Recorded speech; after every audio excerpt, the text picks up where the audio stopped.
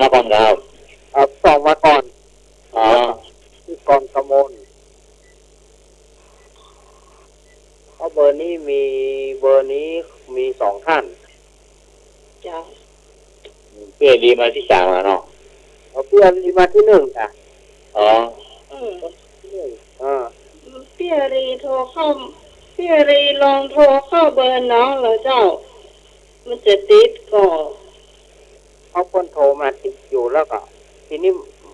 จะมาพร้อมนะมันจะเกี่ยวกับโทรศัพท์ทางใดเดี๋ยวจะลองเช็คของเจ้าจะน้องหมายเจ้าเยอะฮะผู้หญิงเหรอเจ้าผู้ชายผู้หญิงครับจ้ะเจ้าน้องแต่มันน้องหมายต้องการมันไม่ได้ยินเสียงน้องหมายแล้วน้องหมายได้ยินเสียงเสียถ้ามันคิดแล้วนะแล้วน้องหมายได้ยินอ่ะที่ได้ยินเสียงน้องหมายแล้วน้องหมายแบบฮัลโหลอยากแบบนี้อ่ะแต่น้องได้ยินกับพี่เสียงพี่รีกับตอนที่ตะกี้นี่ดีกับตอนนั้นกับตอนนั้นมันตัวเจ้ามีเป็นตัวเจ้าตอนนี้ชัดเจนละเจ้า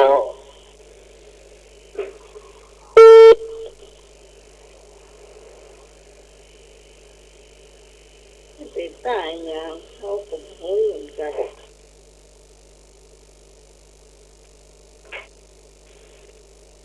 โทรศัพท์เครื่องนี้บอกว่าได้โทรออกก็ได้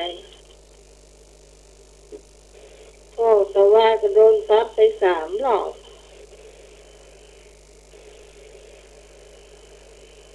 แล้วก็บอกว่าได้โทรจัง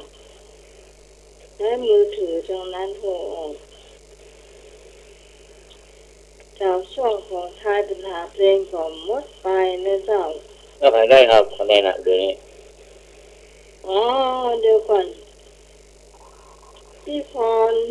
พี่หอมได้ให้พี่พรมาสรุปคะแนนตั้งแต่ที่แล้วเนาะเดี๋ยวเอารอนั่นก่อนบอกเดี๋ยวก็มาครับเดี๋ยวน่ะเดี๋ยวนี้ใครได้ที่1ที่2ที่3พี่รีเจ้าครับลองมาพี่กรกมลก่อนพี่ตองนะที่2เนาะ2เนาะ1 คะแนนเนาะพี่กรที่3เนาะกรกมลได้ถึงคะแนนเนาะครับถูกต้องเจ้าครับ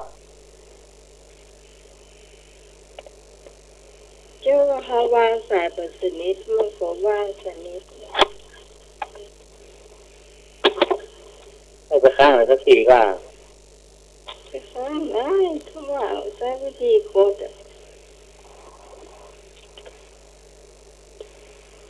นั่นไม่ใช่ยกหู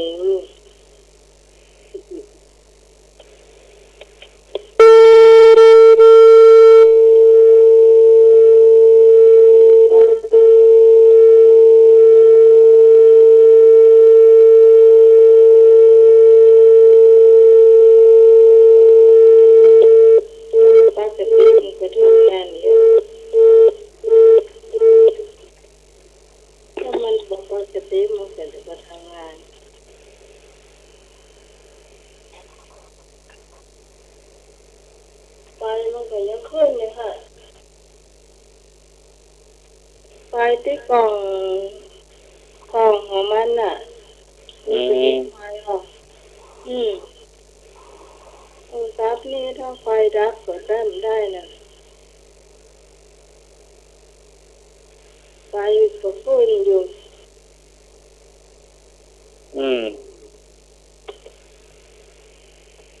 ต่อสำหรับต่อไปการประชาสัมพันธ์สักน้อยหนึ่งนะเจ้าเขาก็ลืมเบอร์หรือจะลืมชื่อท่านพระครูอย่างนั้นเนี่ยที่รับปัญโยภาสฝากมาจำได้ที่ตัวฮะ เอาไปลืมไหนหมูสี่ตัวลืมเหียถ้าว่าอันก็ยังพ่อคนว่าอ๋อขาดตัวเนาะแต่ว่ามันเป็นอย่างเนาะเพิ่นฝากมาเอาจะประกาศไปก็แล้วกันเจ้างานพระราชทานเพลิงศพวันที่21ถึงวันที่24เมษายนเจ้าเดือนหน้านี้นะเจ้าก็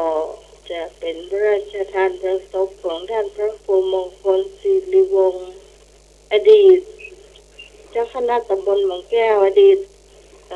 เจ้าวาดวัดรันตาลสวยนะเจ้าก็วันที่21นะเจ้าก็จะราชนาสรีระร่างเนาะเปิ้นสู่เมรุนกหัสดีริง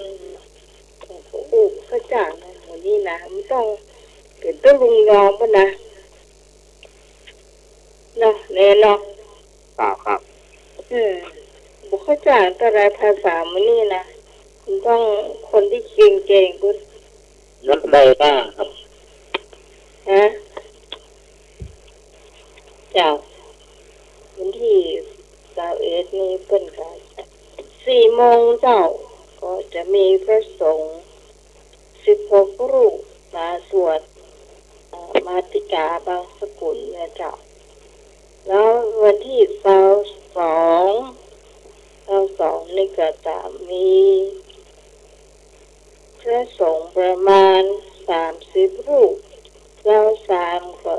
30 รูปเหมือนกันเจ้าแต่ละคืนนี่ก็จะมีการเทศแล้วก็สวดตัวเจ้าเนาะเขาก็บอกว่าเพื่อนนิมนต์ที่ไหนพ่องนักเนอะเดี๋ยวนี้เจ้าตีโหนี่ขนนักขนาดเลยเจ้าแล้วก็วันสุดท้ายนี่ก็50 กว่ารูปดีอาจจะเกินกว่านั้นเจ้าระดับเป็นเจ้าผู้ใหญ่แล้วเต้าตีโหเนี่ยก็จะวันสุดท้ายเนี่ยก็จะสวดทิตะปริยายสูตรเรียนสวดได้ก่อนได้ครับอธิตะปริยายสูตรมาคือในหนังสือสวดมนต์เหมือนกันต้องลูกต้องอ่านเบลสวดน่าจะเป็นพระผู้รักผู้ใหญ่ที่ว่าแล้วก็จะมีงานสวดศพก็จะมีอธิตะปริยายสูตรธรรมนิยามอย่างนี้มันจะมีหลายๆอย่างเนาะครับ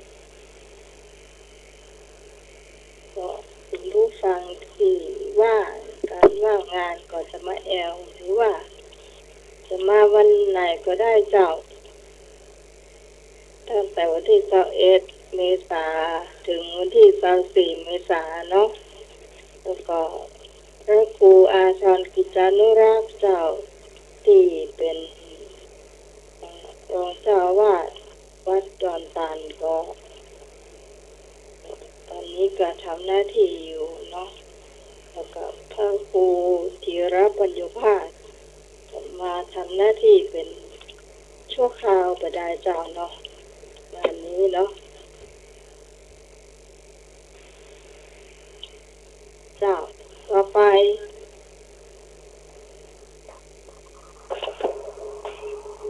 จะถามดูก่อน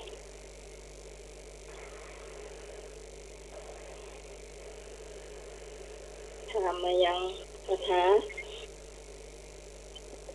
อาจารย์นิพนธ์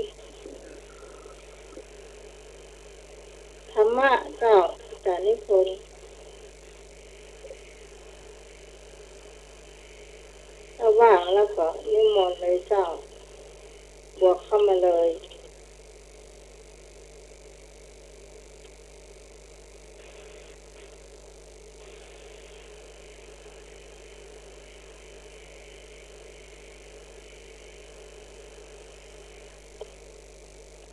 แต่นิพนธ์เนาะที่ยินเสียงนี่แล้วก็นิมนต์เจ้าครับ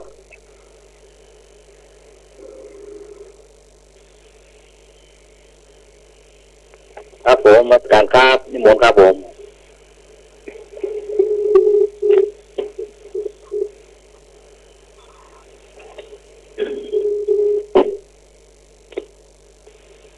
ติดนี้ไว้จากมนุษยการทั้งสิ้นในการศึกษานี้ขอเจริญพรยืนพิสมัยพรยืนวีสวัสดีเจ้าเนี่ยครับครับนมัสการครับแล้วก็ยืนพรพระเจ้ายืนแม่บุญกราบด้วยญาติโยมธรรมะรายเชียรทุกท่านเจกุมารโน่นี่นะยืนพรจี้รับประทานของเจไหนรับแล้วค่ะไม่รับหรือยังไปแล้วจอถามปัญหาเลยมั้งครับผมเลยครับ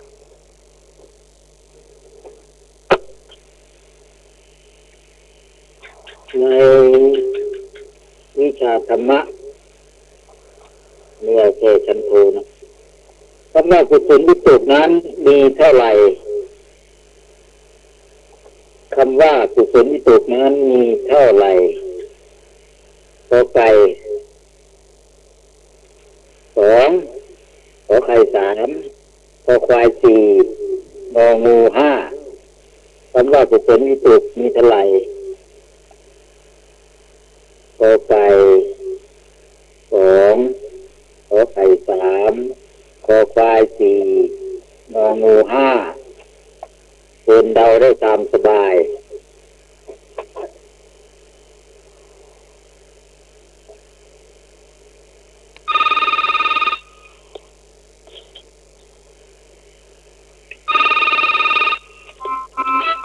เจ้าที่คนเอาคอควายแล้วน้องไหมเจ้าควายเจ้าควายเนาะครับควายนะเจ้าที่ต่อพ่อควายเนาะเจ้าครับ2แล้วครับขอควายก้อนจ้าพ่อขอควายเนาะเจ้าก็ขอใครแล้วเนาะขอไข่ก็ได้ขอใครเนาะไข่เจ้าแม่บูขอใคร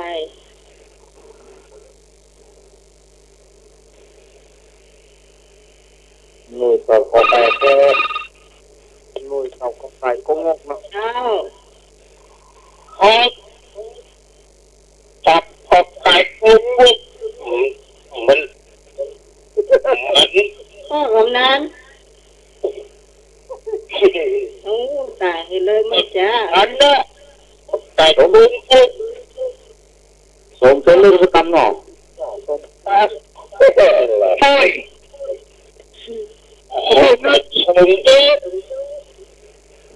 ใช่เขาสนนึกเจตาค่ะสวัสดีผู้สนนึกครับเจอข้อครับนะเสียงอย่างข้ออย่างขอใครงงขอไข่ครับขอใครนอจอขอใครแล้วยังสู้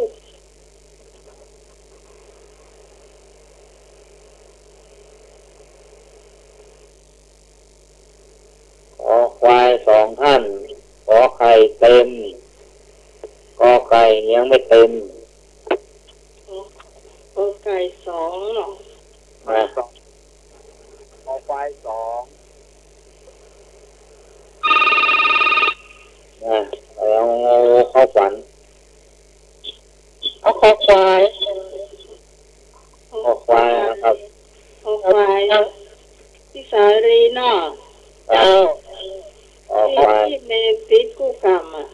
ได้ไงที่อันหมดสักเพื่อเพลงเนี้ยไม่ได้ก็ไม่ได้ก็ได้ก็ไม่ได้พวกมันลูกกันน่าใครอันมานับตีกันค่ะอะไรมันตีกันก็มีนะถ้าอย่างคนไปการให้ตักไงโทรศัพท์นะอันบางสายนี่ถ้าความแพงมันแพงกว่ากันนะพอจะมือถือนะของเฮาจ้าของเขานะเฮาจะเข้าจ้าเนอะจะบอกก่อนไอ้ของพี่ไอ้จ้าเหรอเปิดรุ่นเก่ากึกละเจ้าเราเมื่อใดคนจะไปเอาวิ่งมากะมือเทียบกันเนี่ยผมว่าคนน่ะลืมกินยาแก้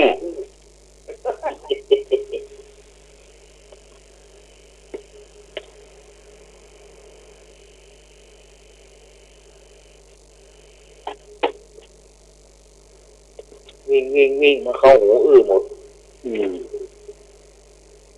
เนี่ยคนที่เขาเก่าเนี่ยตอบมาหน่อยเขาเก่า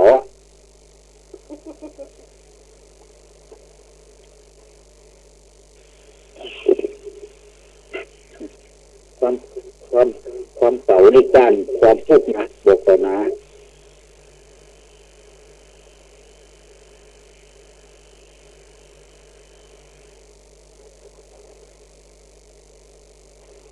กุศลวิตกมีเท่าไหร่คำว่ากุศลวิตกคือความติในทางกุศลความติในทางกุศลนะมีเท่าไหร่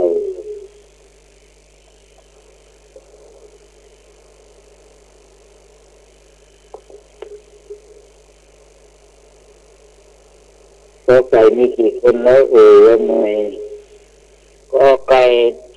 สองครับผมขอไข่มีกี่คนแล้วขอไข่3ครับผมขอไข่3ขอควายมีกี่คนขอควาย3ครับผมพี่พรพี่กองพี่อาลีงอมีกี่คน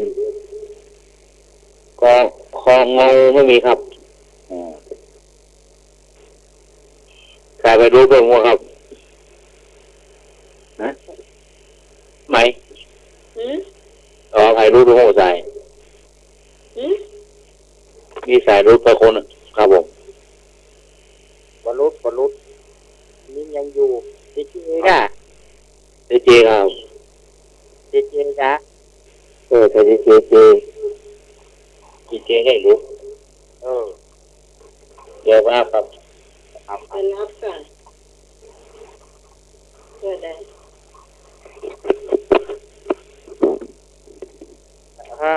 สายจุ้งเขา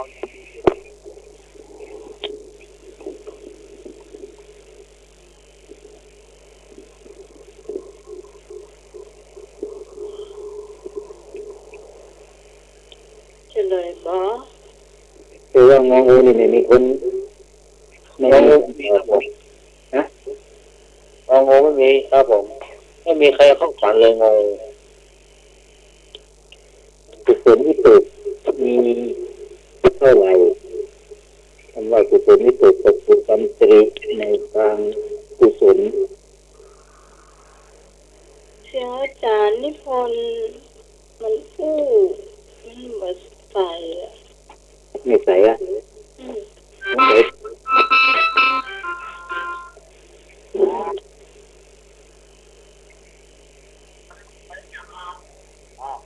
เดี๋ยวลุงนะครับผมใส่กินยาแก้แพ้นะไปมาเสียงไม่ใส่นี่ดูเฉลยข้อนี้ก่อนเนาะเฉลยนะกุศลวิตกมีดังต่อไปนี้1เนคขมมะวิตกความตรีในทางออกจากกาม2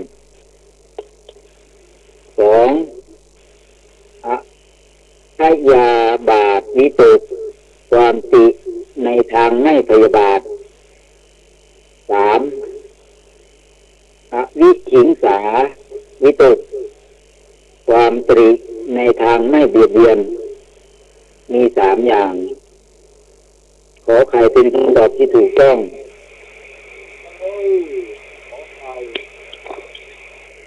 ข้ออย่างครับผมขอใครขอใครเนาะใช่ ขอ เด็ก ใคร3อย่าง ขอไข่มีพี่กรณ์แม่บุญเจเจ อะไรเจเจถูกเลย เจเจ3ตะโกนมา เป็นบุญ1ใช่ไหมครับ เจเจ พี่กรณ์2ครับผม เจเจ1เนาะเจครึ่งเนาะ เจครึ่ง คะแนนอันละ เป็นธรรมดาเนี่ย พวกเนี่ยเจเจเนอะ 2 คุณหนุ่ยอัพมาหรือยังได้อัพ มาแล้ว ครับมาครับครับ นี่ถามความประพฤติเกี่ยวกับประพฤตินะพุทธจริยาของพระพุทธเจ้ามีเท่าไหร่พุทธจริยาของพระพุทธเจ้าหรือพุทธจริยาก็หมายถึงกิริยาจริยาของพระพุทธเจ้าที่มีอยู่ในตัวของพระองค์มามีอยู่เท่าไหร่ขอไก่3ขอไข่4ขอควาย5งองู6พระพุทธจริยามีเท่าไหร่กอไก่3ขอไข่4ขอควาย5งองู6เกินเดาได้ตามสบายวิธีเราอย่างเดียวใช่เจ้ารู้ไหมนี่ก่อนตอบ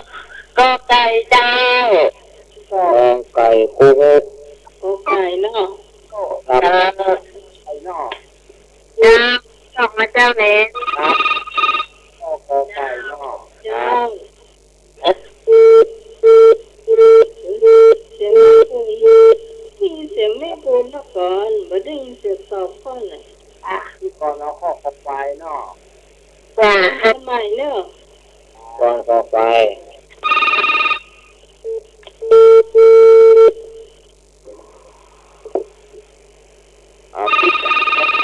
สองกอไฟ กองกอไก่เนาะ เจ้า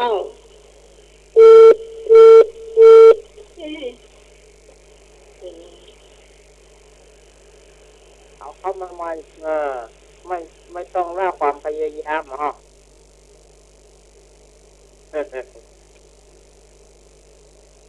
มาใหม่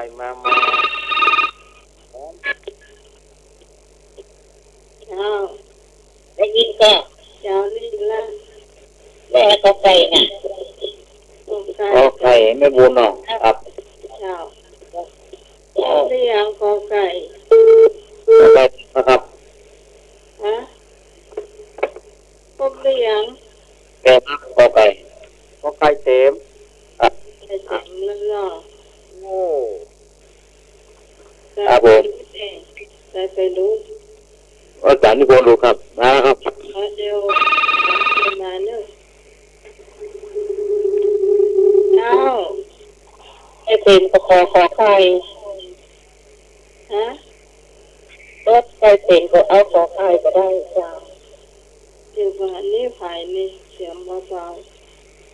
เที่ยรีกัน ๆเดี๋ยวก่อนเอาลืมไปเนี่ยเอาได้เล่งพอปล่อยเล่งหนึ่งก็ตายแต่เล่งขึ้นมาแล้ว เอานี่เป็นรีเนาะเพื่อเรียกครับขอไข่ ไอ้หนุ่ย ขอไข่เจ้า ไอ้หนุ่ยได้ยินแล้วเนาะ ครับ พวกคุณไม่ลืมเนี่ย เยอะ ชอบผมเล่ง เปิงละ อืม เปิงละมันเป็นจะยิน มันดีปี๊บเปิ่น ให้ ให้ดีกับเล่เพื่อนเนี่ยนะ วันนี้ให้หอมแก่ไปซะ ยังไง ครับ เมื่อกี้ก็ไก่ว่าอะไรนะ กอไก่มีกอไก่3ครับผม ไม่ใช่ที่คำถามไปอ่ะ ครับ3ครับผมกอไก่4 3 กอ 4 ไก่ 5 ใช่ไหม 5งองู6 อ๋อ3 4 5 6ใช่ไหม ครับผม อ๋อพุทธจริยามีเท่าไหร่กอไก่3ขอไข่4ขอควาย5งองู6ครับผมกอไก่เต็มแล้วครับ อ๋อก อไข่คอควายงองู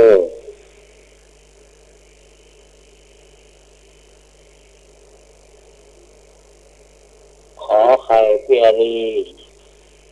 คอควายพี่กรกมลขอไก่มีที่พรต้องกระบูน 3 สาวนี่ นี่ ก็ ก็ผู้เด็กเหนียวงองูอีกอ่ะงองูนี่เต็มเลยงองู อืม อีเจเหรอ เจ๊อย่างครับครับ ตัวไหน ขอไข่เหมือนเดิมนะครับ ขอไข่เนาะ เหมือนเดิม ครับเรา ที่ฝึกอยู่ ผู้ชี้ได้ไปแล้วเลย ได้ละก็คะแนน ได้หลวงพ่อก็ดีๆเลย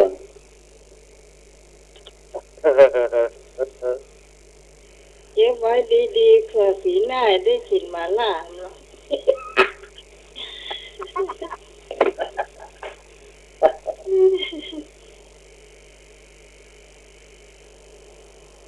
พระพุทธจริยาที่ทรงประพฤติเป็นประโยชน์นั้นมีทั้งหมดกี่อย่าง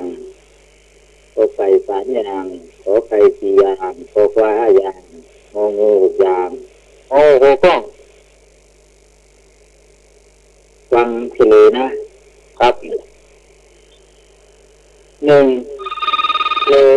เดี๋ยวเดี๋ยวเดี๋ยวเดี๋ยว วัดเลยครับ เจ้า ผมขอไก่กุ้งมุกครับ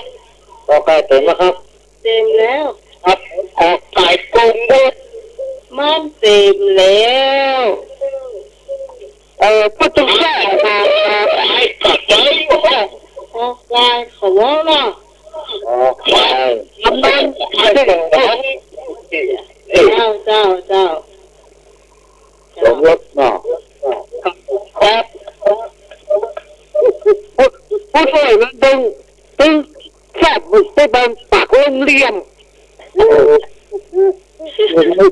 ยังนึกอ่ะตอนขึ้นรถก็บอกเขาก่อนเนี่ยว่าจะลงที่ไหน ผู้ช่วยนึกไม่ว่าทั้งแคบปากโรงเรียนบุญ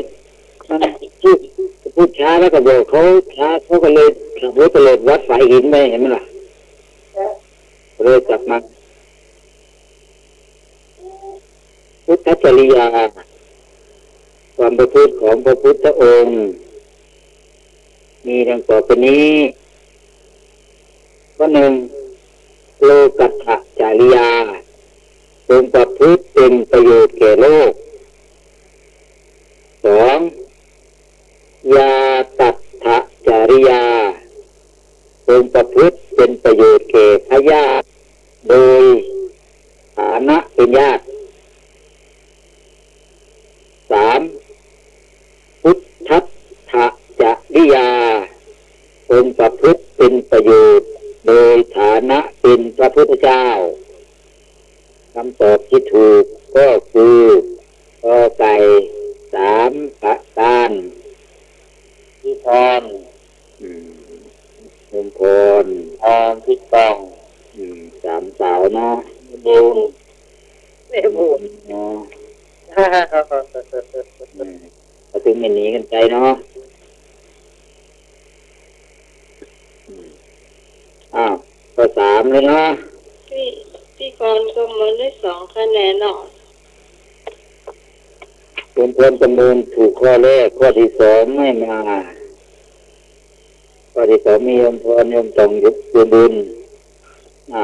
ข้อที่สามมีบุญครับทุกคนข้อควายบุรุษครับแต่ว่าข้อที่สองนี่มีโยมพรได้2 คะแนนโยมต้อง1 คะแนนแม่บุญครึ่งคะแนนครับผม3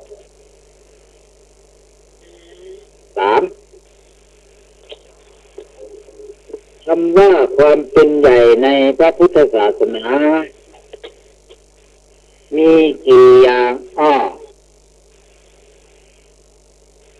ขอไก่2 อย่างขอไก่3 อย่างขอควาย4 อย่างงองู5 อย่างความเป็นใหญ่ในพระพุทธศาสนามีกี่อย่างขอไก่2ขอไก่3ขอควาย4งองู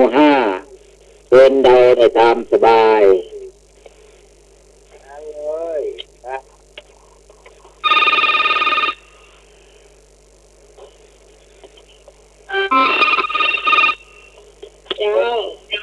เจ้า รู้ไหมที่คนขับขอไข่เด้อ เจ้า ขอไข่ บ้านเนาะ เอาเจ้าส่งข้อขอไข่เนาะเจ้าครับ เจ้า แล้วแม่ขอขอไข่ก็ได้ ขอแล้วครับ มันเดิม สามคนแล้ว ไข่เป็นแล้ว จ้ะเอาก็ขอไข่ ครับขอควาย ขอควาย มือแล้วขอควายพงก ขอควายเหลือข้างงองู ครับเจข้อนะครับ เจมนี่อยู่ก่อน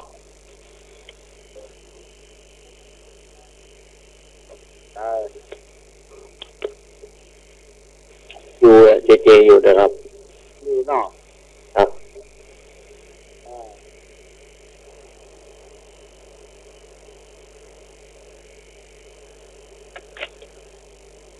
โอ้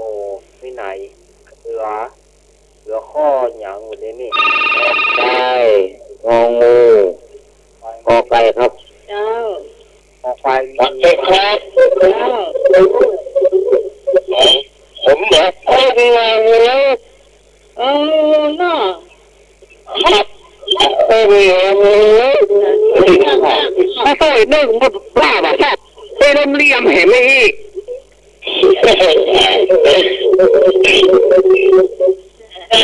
อีกเจ๊เหงาเจ๊ให้ครับข้าเต็มแล้วครับให้ผมจะเอาเงินครับงองูตัวตู้ก็ได้อ่ะเจ๊งองู ได้อยู่อ่ะ ไป สองงองูเจ๊สองงองูอีกครับ คนกันเนาะเดี๋ยวนี้กันไอ้หนุ่ย ครับครับ ไอ้หนุ่ยไอ้นึกเจ๊ ก่อนมามันงอเข้าฝันเนาะ งองูเข้าก่อน ก็มากำนันหนุ่ยเนี่ย เจ้า เข้าก่อน กำนันหนุ่ยผู้ช่วยเจ้าของเดี๋ยวนี้หลานผู้ช่วยเจ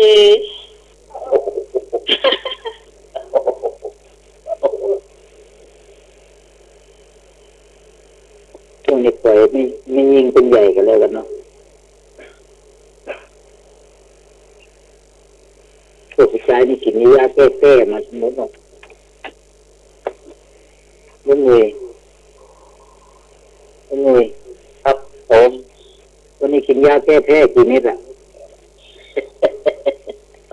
มาตอนนี้ก็แก้หายไปหน้าที่ โอ้มาให้รักไม่ใหญ่มันเนาะใหญ่มันให้รัก คือ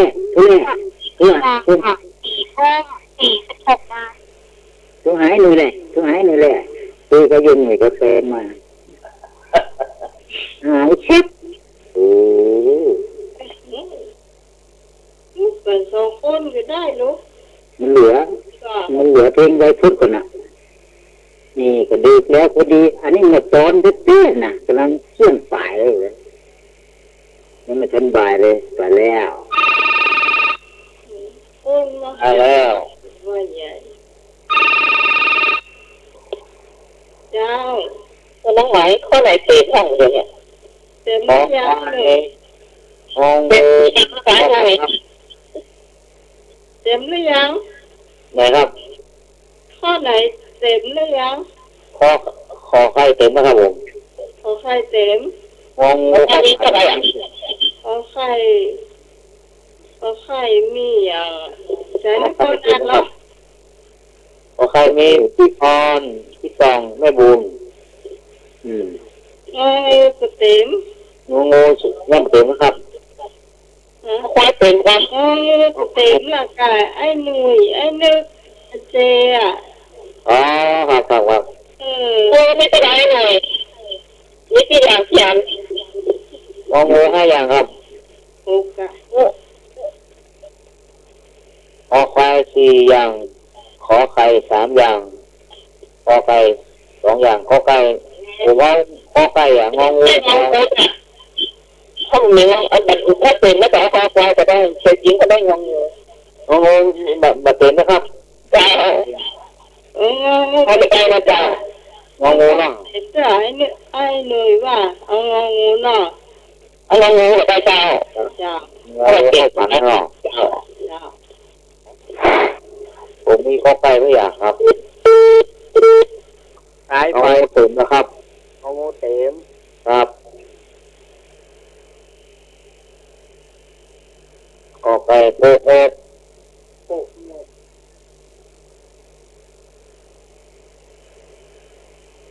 โอ้โหนั่นตัวอะไร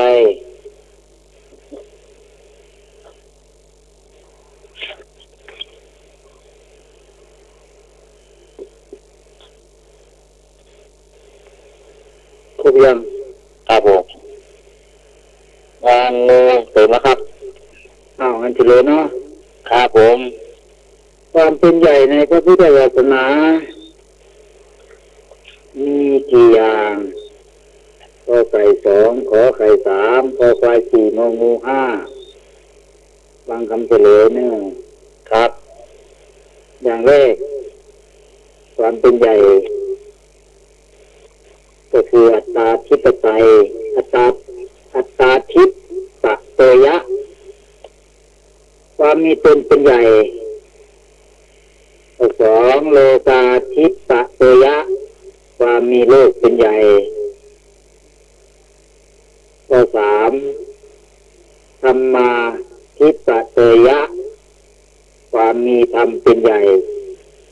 ข้อขอไข่เป็นคำตอบที่ถูกต้อง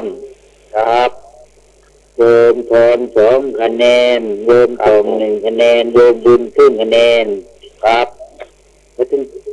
3คนนี้เขาไปไหนไปด้วยกันเนาะครับเหมารถไปไม่ต้องยากกับเหมาบอกคนเดียว3คนนี้ไปตัวกันรถปุ๊บเดี๋ยวไปลงรถไปก็ยกมือว่าอะไรมาตัวกันนะหมอ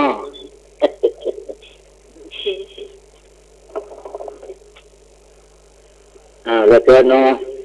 ข้อที่ข้อสุดท้าย ที่นี่ข้อสุดท้ายที่ของอาจารย์เอาต่ออีกสัก2-3ทีกันได้แล้ว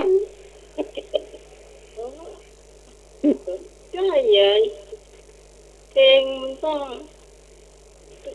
ตอนแรกเขาว่าเพลงเขาจะพูดถึง4 ทุ่มครึ่งก็จะ โอ้ฟังละข้อที่ครับ สภาพที่เป็นดั่งน้ำท่วมใจสัตว์ชื่อว่าโอคะอยากทราบว่ามีกี่อย่างก็ไก่3อย่างขอไข่4อย่างขอควาย5อย่างงองู6อย่างครับฟังคำถามฟังคำนั่น ก่อนเต้ก็โทรมาคนอื่นแพงฟังไม่ทันก็มีนะจะวินวินสภาพที่เป็นดังน้ำเพื่อนใจสัตว์ชื่อว่าโอคะมีกี่อย่างไก่3 อย่างขอไข่4 อย่างคอควาย5 อย่างงองู6 อย่างคำตอบมันง่ายเนาะเพราะมันมี3 อย่าง4 อย่าง5 อย่าง6 อย่างเนาะ4 ข้อนี้มี2 3 4 5 3 4 5 6 2 3 4 5อันนี้ก็4 4 1 3 4 5 6 ไข่สี่อย่างเจ้า ขอไป เจ้าครับพี่ต้องเอาข้อขอไข่เลยเจ้าสี่อย่างเจ้า ขอไปเนาะ ฉันทำแล้วเจ้า ไข่เต็มไปแล้วนะ ยังครับ จัง ยังเอาแม่จะขอไข่เต็ม ครับ ช่วยกันทำแล้ว โอ้ยเห็นละ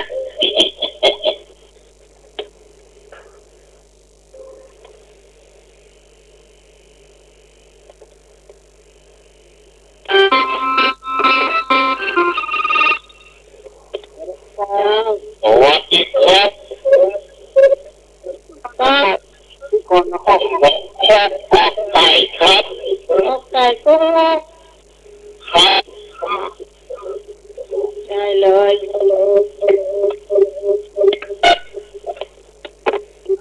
้อกอไก่แล้วกับไข่แถมข้อกอไก่ ให้นึกโกไก่ กอ ดึก ไก่ ไก่ ปีต้องขอไข่มีที่มาเป็น ที่ให้รู้ตามหลัก รูดจะโทรมาประเดี๋ยวนี้รูดแคมเดียว ครับ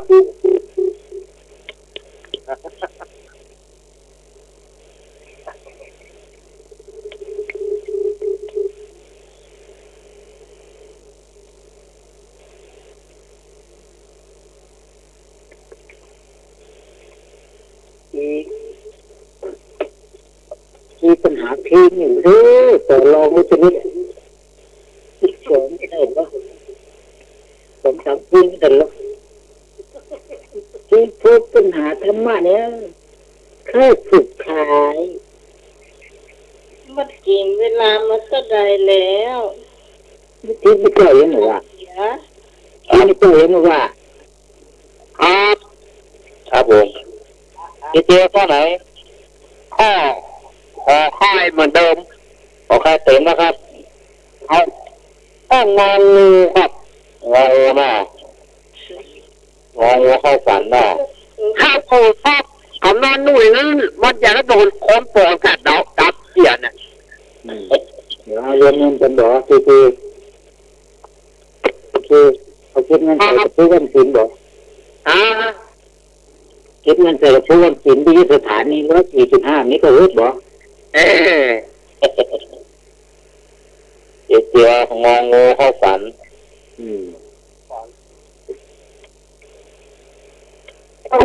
ผมเลยได้ขอคอยจะช่วยในการโอ้ซับมันอัพกี่อ่ะ เออ ฉันน่ะค่ะ ขอโทษคนเดียวมันนะ ขอโทษ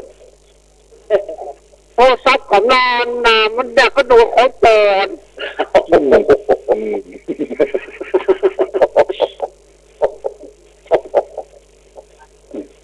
แค่อันถ้ามันยาวหัวปีมันเสียวตืบเลย คือเจ๊ มันแหลมแดงไปเลย ของคุณยืมที่ผิดสมัยอย่างก็ดีหมดหรอจับตัวไหนก็ดีหมดแล้วจะจำจับไม่ได้สักตัว ไม่ลืมเล่งเสียง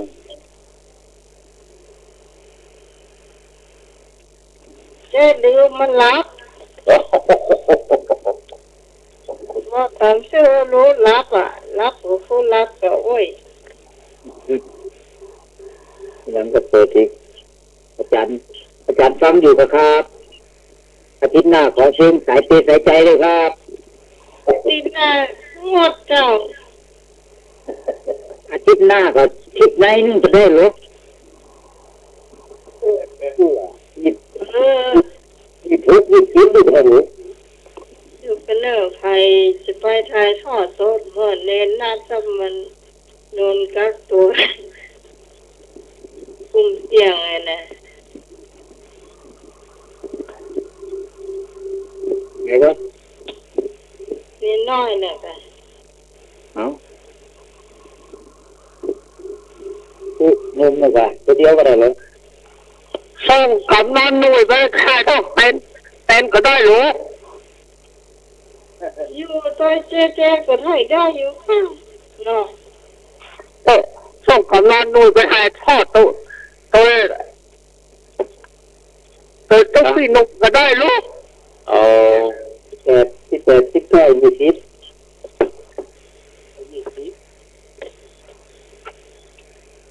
หยิบเนื้อกำนัน ครับ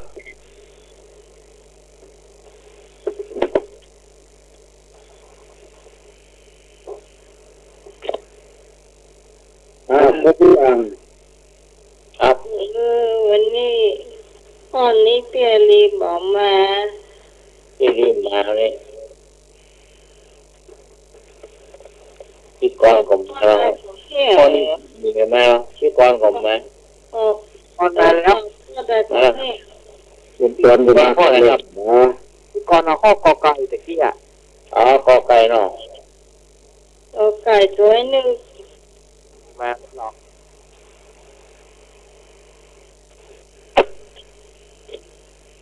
สภาพที่เป็นดำเอาเนี่ยฮะนี่ตัวหนุ่ยอ่ะเนี่ยดีก็ตัวจีดีก็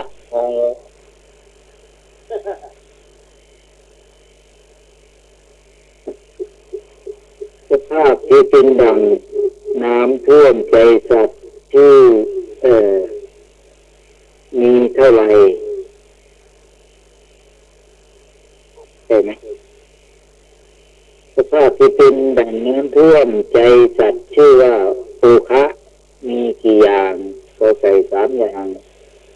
ขอใส่4 อย่างขอควาย5 อย่างงองู6 อย่างครบทุกข้อหรือยังคุณหนุ่ยออกควายว่างครับผมออกควายจะมีคนเอาเนาะครับ2เจกับลุงหนุ่ยขอไข่พี่พรพี่ตองไอ้บูนขอไข่นี้นึกกับพี่กรที่หลังเท่าไหร่ยืนพรยืนต่องยืนบุญถ้ายืนพรตอบปุ๊บนี่คนที่2 ที่ 3มันต้องนับบ่เขาต้องรู้ว่าใครจะมาเนาะเขาบอกยืนพรปุ๊บยืนต่องยืนบุญ3มันมาล่องพี่น้อง3 ข้อนี่มาแล้วเนี่ย2 ข้อข้อ3นี่ก็แรกยืนพรกำลังไปคิดน้ำชายายพองข้างกับเป็นวัดโทมาล่า บัดได้โทรเก็บบัดโทร แบบนี้เวลา5 ทุ่ม ถูกมาจะตู้ มาออกรายการได้เมื่อไรน่ะ เขาได้เจอน่ะ นั่นเนาะน่าเฉลยเหรอ5 ทุ่มวันนี้สภาพที่เป็นดังน้ำท่วมใจสัตว์ชื่อว่าโอคะมีดังนี้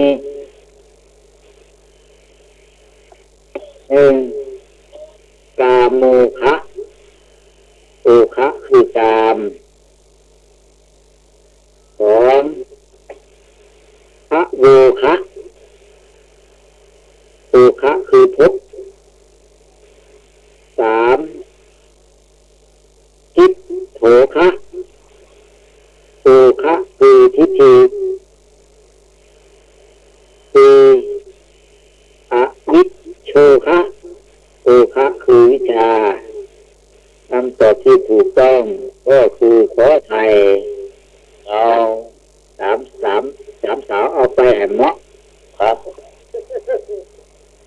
พรพี่ตองแม่บุญอ่า3 คนนี่3พ่อเขาเหมาหมดเนาะเรื่องงูนี่วันนี้ไม่ฟุกเลยเนาะไม่มาเลยวันนี้ปัญหาง่ายเนาะตอบง่ายหรือว่าเดาง่ายไม่รู้นะ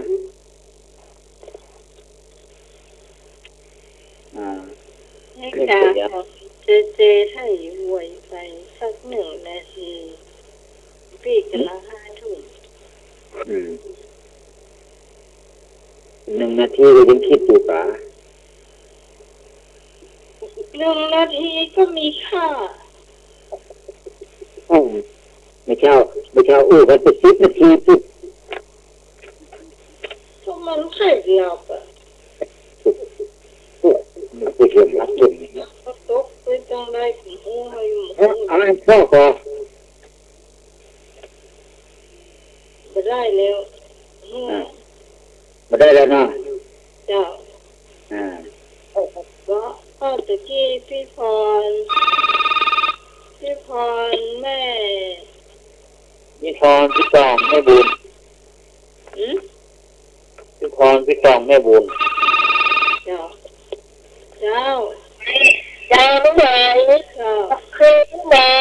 ช่วงเพลงนะลุงมีเป็นคนเช็คคะแนนนะให้จริงมีรวมคะแนนส่งเพื่อพระอาจารย์นิพนธ์ไปนะเจ้าโอเคแล้วเจ้าเหรอนี่ละกันเนาะอาจารย์เกี่ยวกับดวงมือแม่บุญเรียบร้อยแล้วแต่วันนี้วันเดียวอย่างเดียวส่งไปทางอีเมลเราโอเคอยู่ในมืออยู่ในแหวนไปแล้วครับไม่ใช่นั่งรับนอนรับหรอกไม่ใช่เขาอยู่กันแล้วนะยังไงเนาะครับเขาก็อู้เหมือนกันนะแต่เขาไม่ได้ฟังจบนะเขาเป็นคนเริ่มต้นแต่ว่าเขาฟังไม่จบซื้อน้ำลายไหลซื้อเลยไม่ยังไงหรอโอ้ไม่จัดไปแล้วเดินสบายนิมนต์สำเนียงรักเลยเลยวันนี้จะเล่าเรื่องอะไรอย่างครับผมยังมีเราเลือกจุกตัวอะไรล่ะได้เถอะนี่ฟังสัมพันธ์ที่ในเมืองก่อนครับผมปุ๋ยยังจุกเนาะฟังหมดเลยสำเร็จน่ารักครับปีนี้วันพยาบาลวันที่อะไรที่ผมว่าถ้าตามหนังสือเขาก็บอกว่า16แต่ว่าถ้าตามดั้งเดิมก็คือ15วันที่16วันปากปีเนาะครับสวัสดีนะวันที่16นี่ถึงนั่งพระธาตุที่วัดสันเหมืองเนาะครับถ้าโควิดมันสบายดีอยู่ก็ยังมาไปถ้ามันไม่สบายแล้วก็จะไปครับผมถ้ามันสบายดีอยู่นะวัดโดยสกิดไปร่วมงานวัดเมนน้อยก็ได้กะต้นตั้งใจไปอยู่แล้วไปอยู่แล้วอาจารย์นิพนธ์วัดโดยสกิดเอาว่าตอนนี้รู้ที่ว่า3 เดือนนะที่นิมนต์ก่อนเพื่อนกันนะครับเดี๋ยวรอดูโควิดถ้ามันสบายดีก็มาไปถ้าโควิดมันเหนื่อยแล้วก็จะไปให้โควิดมันเหนื่อยก่อนตอนนี้มันสบายดีอยู่ตอนนี้มันสบายดีอยู่นะใช่ฝากไว้ก่อนอุรานนิมนต์ครับมาถึงช่วงเล่าวันนี้เพราะว่าแฟ แต่ประเมินมันก็เป็นของสงกรานต์หรือว่าปีใหม่เมือง เล่น นะ เล่น เออ ผมขอหน่อยเดียวได้ป่ะ อย่าง ผมขอรายงานงานในหมู่บ้านผมหน่อยได้ป่ะ ว่าไป เอาหอยหูจักก็สักที่ตายนี่ก็ดีที่ฟองขึ้นว่าไฟหินนี่ก็ดีที่ต้นฟองขึ้นนี่ก็ดีนะครับต้นว่าสักหล่อนี่ต้นตายด้วยครับโอ้โห จอกเอาเลย ต้นจะเสียวันสุกครับต้นจะเสียวันสุกนี่คืนสุดท้ายนี่คืนสุดท้ายนี่จะเป็นคืนวันพระคืนสุดท้ายนี่จะเป็นคืนวันพระคืนวันพระคืนสุดท้ายนี่จะเป็นวันพระนะครับวันศุกร์นี่จะเป็นวันเผาต้นนั่นนะครับถ้าหายหูจักก็สัก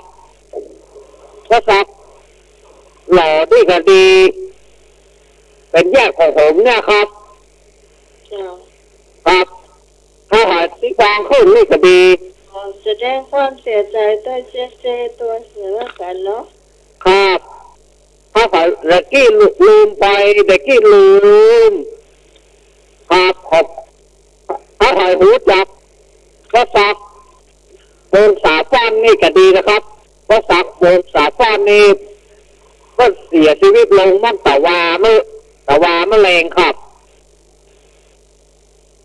ถ้าหายหูจักก็สักวงสาฟ้านนี่เรียกมาร่วมงานบ้านหลับเป้านะครับหลับเป้าหมู่3นะครับถ้าหายหูจักก็สักนี่ก็ดีขอบคุณครับเนนครับ เปิดจากคนพวกซักวงสาฟ้อนนี่เนาะ ครับ เป้าหมู่3อำเภอไดลอยจังหวัดเชียงใหม่มันได้ถึงเกิดกับไฟต้นจากทางฝั่งหน้าชีพก็คือวันศุกร์ที่เท่าไหรวันศุกร์ที่18วันศุกร์ที่18เพิ่นจะวันหน้าชีพสมเลยเพราะว่าตั้งญาติพี่น้องมาได้ออกมาเจอขอใจเสียงนี้ประชาสัมพันธ์เผื่อว่าสั่นนี้จักพี่น้องครับขอบคุณเลยคือเช่น ฟังได้เลย ครับโอ้อันอย่างโคซับอันอย่างดังเหมือนเขาเมื่อพักเกิด ใจใหญ่วงมียา เอาละป้าอยากมาถึงช่วงของที่จะเล่ากันเนาะเป็นแบบกินอะไรของสมัยก่อนที่เราเคยได้ประสบพบกันมาอย่างปีใหม่หรือว่าสงกรานต์ในสมัยตะก่อนครับใช้ในเดือนเมษาเป็นเดือนขึ้นต้นปีใหม่ขึ้นปีใหม่เขาก็จะใช้เมษาก็คือลวดกันเชิงสงกรานต์แต่ภายหลังเมื่อปี2484พระนาท่านจอมพลป.พิบูลสงครามซึ่งสมัยที่เป็นท่านเป็นนายกรัฐมนตรีก็มีการเปลี่ยนเอาขึ้นต้นปีมาขึ้นต้นพศ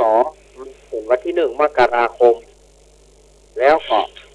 สงกรานต์ก็คงเป็น13 เมษายนนี่ก็ญาติโยมบางท่านบางคนต้องกระถามมาว่าอาจารย์เนี่ยอย่างปีใหม่สงกรานต์ถึงมีการรดน้ำมีการอาบน้ำมีการรดน้ำที่สมัยกับใช้น้ำก็คือใช้น้ำเสียชีวิตว่าได้การขอขมากันท้องมองใจกันกล้าอย่างกันกล้ากับไอ้แน่หรือว่าก็คือสัมพันธ์สาวเนี่ยใช้น้ำรดกันใช้น้ำโคตรธรรมดาแ แต่ภายหลังมานี่การก็เป็นการที่ถ้าจะอู้ถึงสมัยต่างๆมันนี่จะเล่นกันเกินไปหน่อยเล่นเกินไปหน่อยไหลกันกะเอาน้ำสาดกันกะบางทีเอาน้ำโป้นะน้ำคุเปิดไฟเต็มเอานะฟาดกันในหลังๆหรือว่าไหลกันยับกันมัดจ้ะยับกันมัดแล้วเอาโด่งเข้าวีโอ้โหแนวเลยสมัยก่อนเนาะแนวอันนี้ก็เป็นการเล่นนะตามโบราณวันที่สำคัญก็คือวันที่3 เมษายนวันสังขารหลอกนี้ลูกเย้ามาเที่ยวพัดกว่าเห็นว่าเที่ยวเป็นวันปัดบ้านปัดจองกระต่างล้างถ้วยเผาที่โคที่เนื้อนี่หรอเผาที่โคที่เนื้อประธานญาติโยมก็จะยินถึงปัดทบปัดพักต้มตั้มไล่สังขารตามความเชื่อนะไล่สังขารที่แต่ก็ไล่อายุของเขาก็จะว่าไล่อายุความแก่ให้ตกต่ำไปเนี่ยได้การเริ่มต้นอันนี้ก็ทางกลุ่มหมู่เฮาทั้งหลายที่เฮารู้กันก็จะต้องแหละจะไปหาปลาฟ้าเอามาว่าห่อข้าวต้มขนมฝ่ายพ่อใจก็จะซื้อหมูฝ่ายพ่อใจนี่นะซื้อผ้าเสร็จเดียวหรอกก็ซื้อหมูซื้อก็ซื้อไฟก็ถ้าจะเอามาซูมสันนี่ในสมัยก่อนการละเล่นมีอย่างพ้องการละเล่นก็เล่นอีโจ้เล่นอีโจ้ก็เดี๋ยวหลวงพ่อนี่ผมจะถามแล้วว่าอะไรเป็นอีโจ้เล่นโยนหลุมนั่นนะเอาเหรียญโยนหลุมหรือว่าเล่นอีโจ้คนเดียวเขาว่าเล่นอีโจ้พอดีสมัยก่อนเพิ่นมีปากกอนเพิ่นเล่นปากกอนเล่นปากกอนน่ะไอ้กาลักษณะของปากกอนนั่นคือจะได้สมาขอว่าอาตมาเรื่องแบบชำนาญเรื่องไอ้การเล่นของเพราะว่าเขาเกิดมาจ้ามันจะอธิบายถูกเอาที่ว่าเขาเคยเรื่องมานะไอ้ภาคหลังที่อาตมาเขาจะมีการเล่นบ้าเข้าท่อมนะเล่นบ้าเข้าท่อมของเล่นโจ่งของขว้างกระป๋องแล้วสมัยก่อนนี้ที่บ้านอาตมาเนี่ยมันเป็นเมืองล้างเมืองแห้งจะเป็นที่เอาตั้งกระป๋องก็ได้เอาอะไรอย่างจุ่งกระป๋องครับต้องมีบอกฟุตบอลมีสามเกมบอกฟุตบอลน้อยก็จะมีฟุตบอลน้อยสามเกมถ้าประมาณถ้าไปจะกว้างมันจะใส่กันหรอกใส่กินกันนะใส่กันเอาตามบอลลงเจ็ดอย่าซื้อตามก้อมนี่มันบอลลงเจ็ดเป็นอย่างเงี้ยตามบอลลงเจ็ดบางคนบอกคำเดียวล้างถ้าไปจะพูดข้างนะเขาใส่กันหรอกเขาคนเดียวคนเดียวลองเสี่ยงดวงว่าเสือตีพระตั้งโต๊ะเสือตีโต๊ะเสือโดนกระป๋องลงถ้าคนใดมือก็บอกล้างถ้าล้างก็ได้กี่นั้นล้างนี่คือตั้งไอ้กระป๋องซิปเก่งกว้างกันถ้ากว้างล้างโอ้ได้กี่ละเขาจะใส่กับคนเดียวตั้งกระป๋องของอย่างของ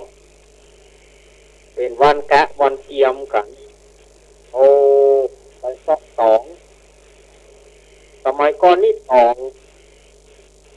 ถ้วยบะหมี่ต้องไปหาเป่าสองเป่าไปเป่าไปนี่เอามาออกขนมเพราะว่าสองถ้วยมันโดนแน่นแรงอ่ะมันโดนลมมันเหลวไปหมดตามเข้าเนี่ยไปแม่บ้านตามเข้าสมัยก่อนตามเข้ามองหย่อมมองหรือว่าคบกระเดืองเนี่ยหย่อมมองกันไปฝั่งตามเข้าจุ่งกันโอ้เมื่อก่อนมุ่งประธานญาติโยมอาตมานี่ถึงลูกอยู่ท้ายที่ไปลูกหย่อมมองเปิดไปลูกหย่อมมองเปิดนะลูกท้ายที่แกไปลูกหย่อมมองคนเวลาคนตามเข้าไปหย่อมเนาะแต่เดี๋ยวคนจะโอนเข้าก็เย็บเนอเอาหัวมองขึ้นก่อนย่อขึ้นก่อนเอาวางเนอเอาคนนี้มือตึงอย่างไรนะโอ้คนบอกล่อคนบอกว่าเดี๋ยวย่อก่อนแอมย่อมครับคนบอกว่าย่อก่อนเนอย่อมองก่อนก็คือเอาเกินกลางนับก็โกนแล้วพร้อมแล้วพอเอาตามเอาเลยก็ปล่อยย่อมก็ประเจนน้ำได้ที่มันม่วนแน่โคตรแนมกับไอ้ตูนเบาก็เอียวต่ำสะล้ออย่างนั้นสะล้ออย่างนั้นหยอกสาวคือสะล้อนี่นะโซอี้นี่นะสีหยอกสาวเงามแท้ฝึกใช้สะล้อนี่คือโอ้สีสะล้อหยอกสาวกาอย่างกาเมินมาหน่อยกับปั๊บเกี่ยวหาสาวขายครัวคนว่าร้านฮานดอกสาวขายครัว สาวขายครัวกับซอยดาวหัวดีซอยดาว25 ตังค์เขาเป็นร้อนเนี่ยคุณใจยักคุณใจเป็นสี่คุณใจเป็นสี่จะได้ก็เพิ่มอย่างอื่นใจเป็นสี่ไปโคล่าอ่ะใจได้สักขวดเนาะยอมไปใส่ดาวไปจะได้อย่างอันเฮาแบบนี้กับบุรีนะได้กับบุรีก็หลังเล่าด้วยทานมีเล่ที่โทรเข้ามานี่วางกดนะครับต้องโทรเจ้าเนาะต้องโทรเจ้าเนอะ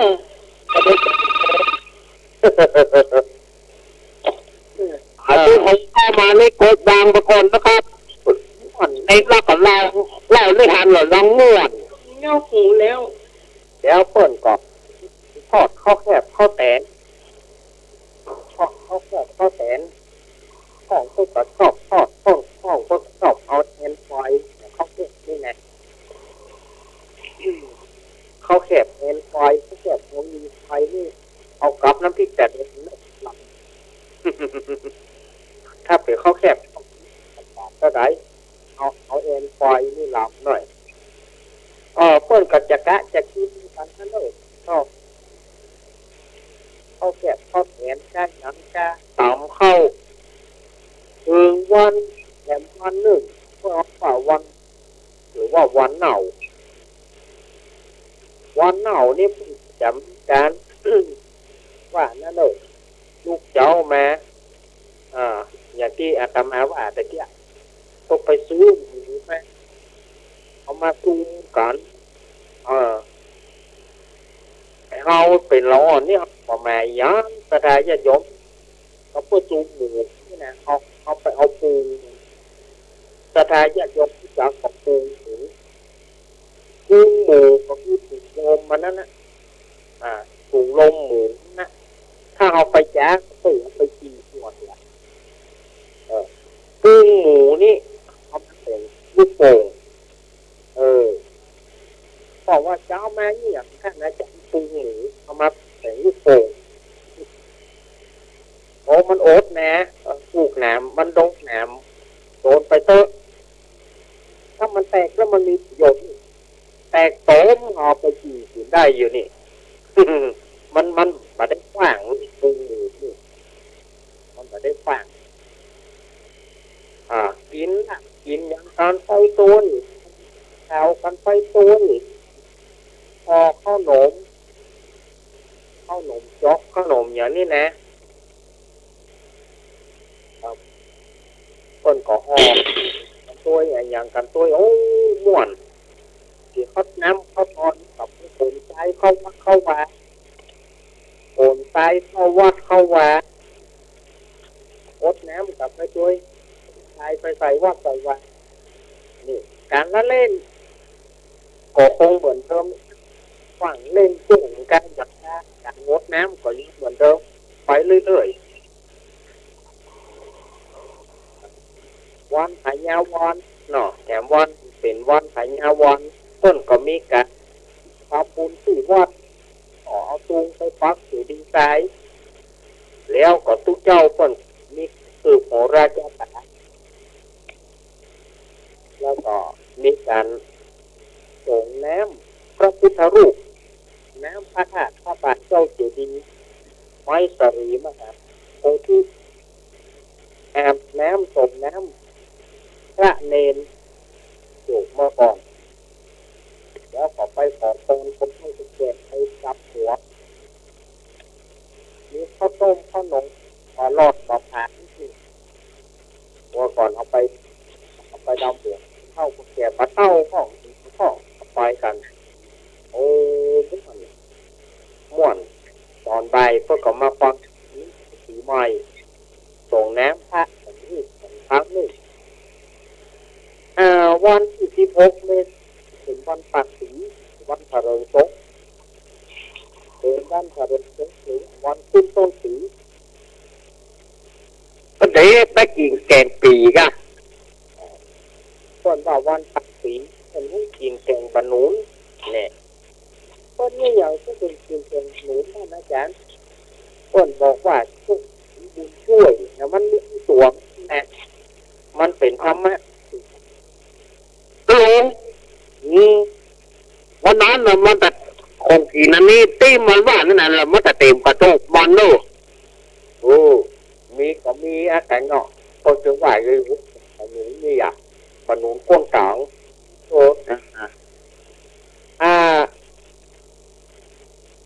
แกงปนุนเปิ้นว่าจะหนุนที่ไหนอันนี้มันเป็นธรรมะในกระดาษญาติโยมไม้กำสรีมหาภูมิก็คือกำดวงกำจะตาอันนี้ก็มีนะแล้วก็ต้นก็มีใบบัจโจกก็มีโจกใบบักเกาะบักเกาะที่หน่วยมันคล้ายๆเงาะแห้งเนี่ยมันอยู่ตามป่าหน่วยมันจะเหมือนเงาะแห้งมันหวานมันจ้างชอบนี่หน่วยบักเกาะนี่นะใบบักเกาะนี่บอกว่าแต่ต้องแล้วก็เพิ่นก็มีการปลูกยาบ้านปลูกยาเข้ารถเกาะปลูกยาบ้านอันนี้ในวันปากศรีแล้วพวกก็ข้าวแหนงก็น้อยที่เขียนเตียนได้แหละฮึบยาเตียนสะดอกข้อปลูกยาเจ้าก็น้อยก็แหนงนี่โอ้รายได้เพิ่นดีเลิกวันนั้นเนี่ยก็น้อยก็แหนงที่เขียนเตียนเก่งโอ้ก็อาจารย์ที่เขียนเตียนเก่งคนนั้นก็จะไปเอาเตียนสะเทาะเคาะยาโจ้อ้อมมาสำคัญไม้กำไม้กำสลิงหรือไม้กำ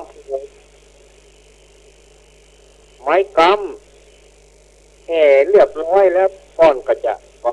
นั่งตัวของภายหลังมามีเครื่องเสียงของไอ้ยักษ์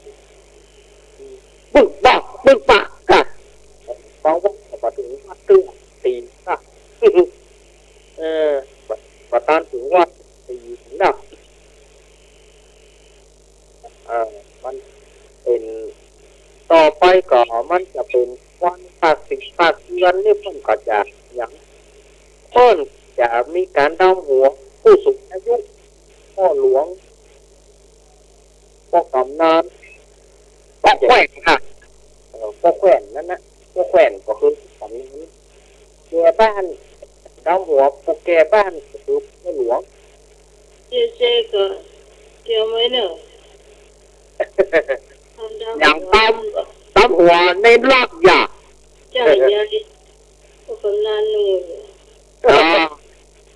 เมื่อกับมีการดำหัวผู้สูงอายุต่างๆที่โต๊ะค้างวันหลงดำหัวนี่ก็ถึงพุ่นนะ30 เมษายน30 เมษายนเป็นการดำหัวถูกไหมอันนี้เป็นการนอนเนื่อยปล่อยไปเอานี่เจอเลย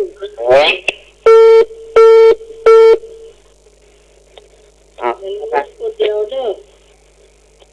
อันนี้อาตมามีปัญหาถามญาติโยมเนอะวันนี้นะไม้กำโพเนี่ยเปิ้นกำเปิ้นใจกำหยังนะไม้กำโพนี่นะเปิ้นกำเพื่อหยังพ่อขอไก่กำดวงภาษาพ่อขอไข่กำต้นไม้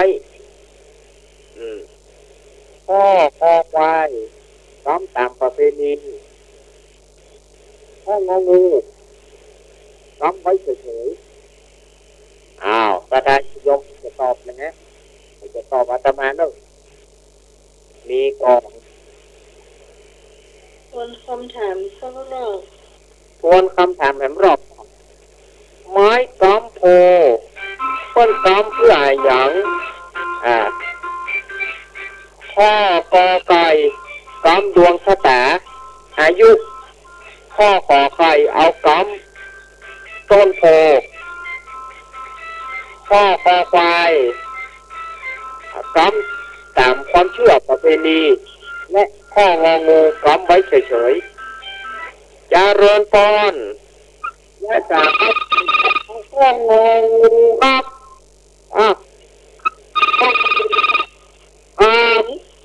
ขอบคุณว่าจะดูน้องไหมแม่พ่อกอไก่เนอไก่เอากองไก่ แม่บุญใครจะตอบแล้วก็คือนี่อยากบอกออกมาแล้วก็ไปโทรเล่าชื่อผมได้นะเจ้า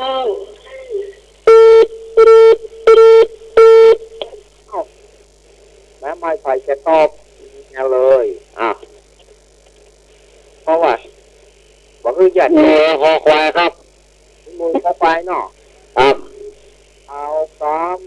ไม้ก้อมมันตามความเชื่อประเพณีเจ้าไหมพี่พรตอบขอไข่เนอพี่พรขอไข่ครับต้นโพเนาะตามโตบ้านทึกก็จะยกหนึ่งอาตมาเขาเขาจะต้องกระตุ้นคือตื่นบ่รู้ไฟดับเพื่อ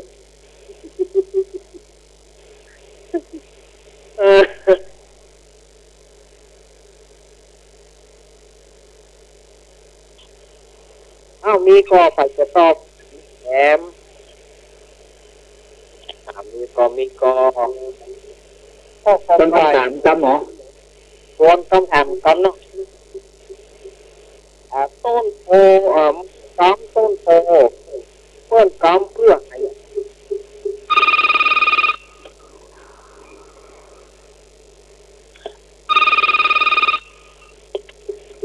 ครับ เจ้า ครับเอ็กซ์อันนี้อันนี้ ไข่อ่ะ ขอไข่เนาะ ไข่เนาะ ขอไก่ครับขอไก่ ขอไก่ เปิดจบปากเรียนนะพ่อเอาช่วย ก็ไก่โอเค ครับ ไก่ ผู้ช่วยนี่เปิ้นเต็มสอบปากเรียน เดี๋ยวเนอะเอาข้อกอไก่นั้นกำดวงชะตาอายุข้อขอไข่เอากำต้นไม้ ที่พรตอบ ฮะ ที่พรตอบขอไข่ ครับแล้วก็ข้อควายกำจะมีกำตามความเชื่อเรื่องของงองูกำไว้เฉยๆขออย่างอ่ะต้นกำกับตัวกำ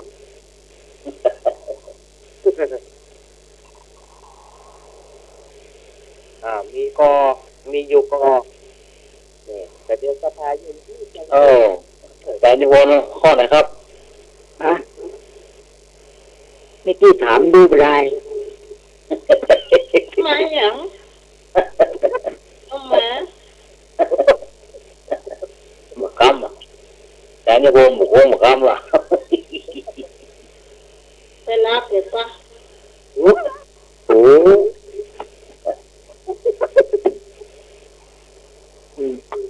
ถึงไหนก็ไม่รู้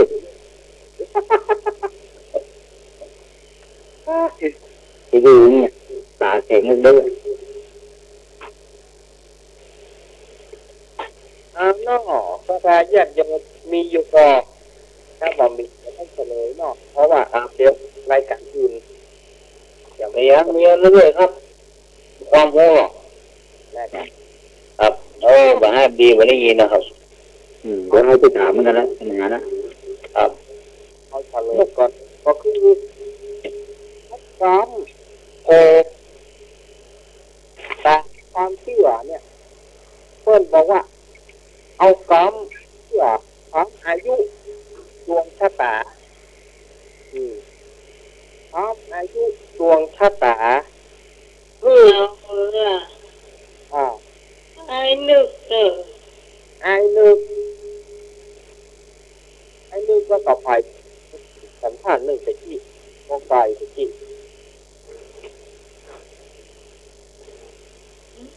จะเยี่ยวนะก็ก่อย นึกแต่ก็ นี่คนเดียวครับโอ้อันนี้ก็ตอบพอไก่มันกันเลย สมใจเลือกฟังกับดู ไข่นะ ได้ไปได้ไปสอง เจ้า ที่ไหน เจ้า ก็ไก่ไม่โดนแต่คนละ ไม่บวมคน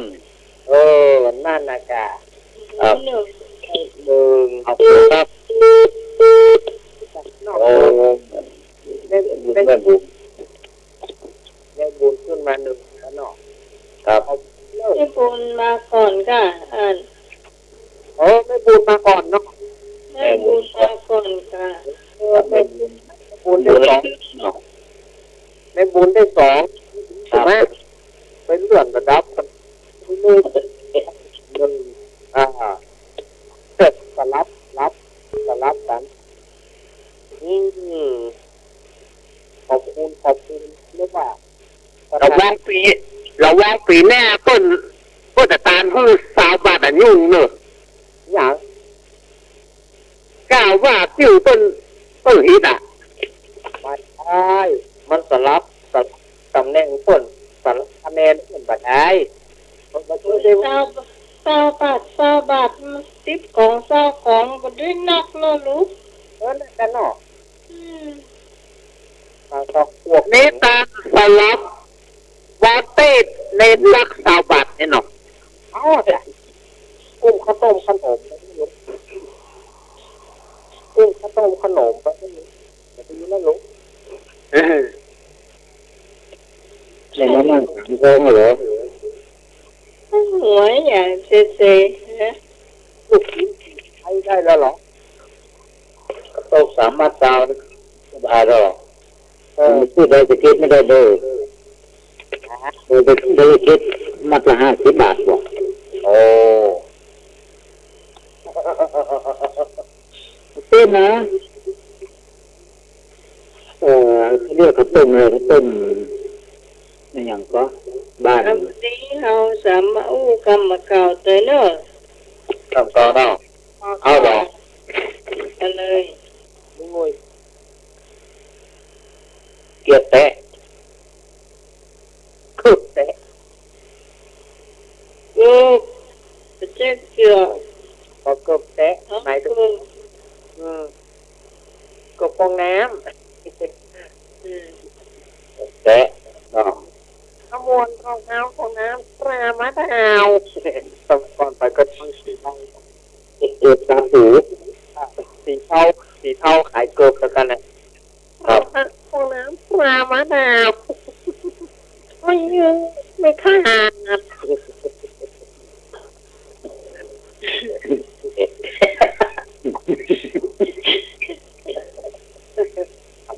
เกิดตาหูได้เนาะเอาไปหาปองดาวเทียมเนาะช้างดาวเนาะดาวมะดาวมีตาสตางเนี่ยครับเกียรแตะไปแล้วเอาหาปองโอ้โหหาปองนะก็คือปิดปองคือแม่ตาหาปองปิดหน้าต่างก็รู้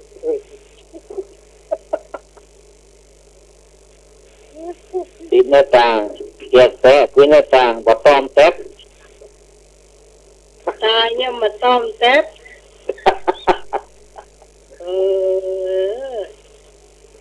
ตายเนี่ยมาต้อมคือมาให้หลับมันไทยลูกกวายมันไทยหินเรานักลูกกวายก็ตามันไม่เจ้านะก็มาต้อมแต๊บเอียมันต่อยทั้งเยอะเขาจะเทียกมันนะเทียกมันเติมมันเติมจากผู้พิมพ์อะไรกันมันบอกเป็นบอกว่ามันตาผู้พี่ผู้พีเนี่ยดีไงอ่ะเห็นครับบอกเรานี่มันกองเมืองโบราณจริงๆนะมันแต่เดียวนี้มันหมดอยู่แล้วครับเพราะว่าส่วนมากเขาจะใช้กำยืมใช้กำยืมใช้กำจากภาคกลางใช้กำยืมเนี่ยมันเลยเอาเมืองเฮาก็สูญหายไปครับเห็นอะไรครับสูงขึ้นเด้งหรอสูงขึ้นเด้งนี่หมายความว่าไงโอนสูงไม่ใช่ว่าสูงเก่งเด้งสูงก็เด้ง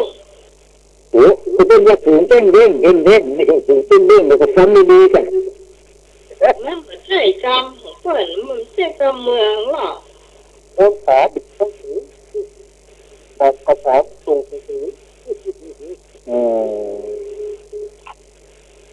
สูงแก้งนี่พอพี่ข้างอย่างวิหารเกียร์ต่อไปมันตุ้งกระดินอันนั้นไอ้หนุ่ยแล้วคำว่าผอมผอมแข็งแย่งก็อันนี้เขาเรียกว่าผอมสูงไงเราสูงแก้งนั่นแหละสูงแก้งเนี่ยคือสูงเด็กมันมีเรื่องมีเลนนะครับลงมาเดือดร้อนหรอมันเดือดร้อนมันเลยพูดว่าเนี่ยอาบมากนะ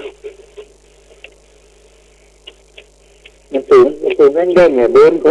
ตีเขาหยั่งมาเนี่ยอาบมากนะครับก็ไปดูหนังนี่ข้ามมาดูก้านข้า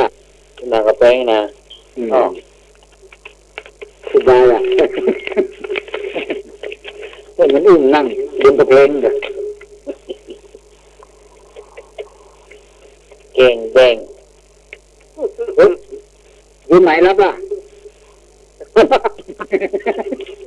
รักจริงรับอ่ะ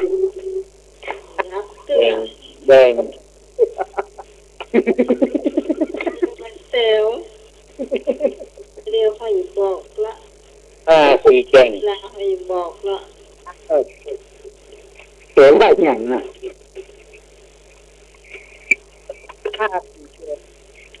4แจ้ง ผ้าสีแดง ครับ ถ้ามาแปะกระเดียวก็คือผ้าเช็ดหน้า ถ้ากินหน้าเนาะ ของผ้าสีแดง 4แจ้งถ้ากินหน้าเนาะ ผ้าเช็ดหน้าผืนแต่ก่อนนี่เคยมีนะเพลงเก่าๆเนี่ยแต่จำว่าเป็นของใครชื่อเพลงว่าผ้าเช็ดหน้าผืนเดียว ผมเข้าว่าถึงว่า4แจ้งร้องไอ้เนาะ คือผ้าสีแดงก็คือผ้าเช็ดหน้านั่นนะประเดี๋ยวเขาว่าผ้าเช็ดหน้า เนี่ยวางงี้ดีกว่าโยมหน่อยครับแต่เขาว่าเก่งเนี่ยในเชียงใหม่เนี่ยมันมีกี่เก่งแน่ เชียงใหม่มี4แจ้งครับ จ้ะมีเก่งอย่างพ่อง แจ้งหัวลิ้นแจ้งกูเฮียง สีฟูม แจ้งสีภูมิแจ้งกระต้อมแจ้งกระตั้ม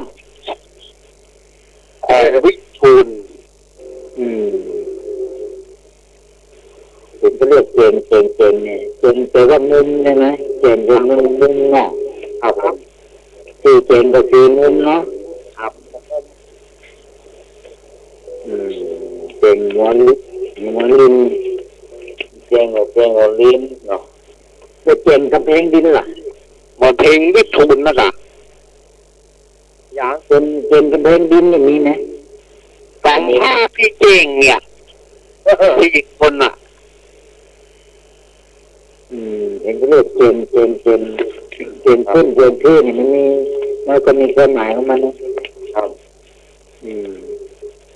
ที่เก่งเดินตันไงแต่ หูเดียวอ่ะมันเก่งเดินตันอย่างนี้ก็เก่งเดินตันเก่งตัด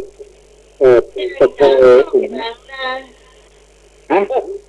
เก่งกลางส่งกลางหน้ากลางห้องกลางอย่างนั้นเลย นี่ตอนตั้งไม่หลายแจ้งหรอก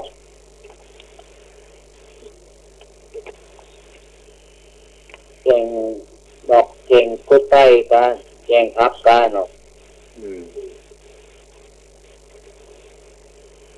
เก่งแบบมุมเลยเนาะเก่ง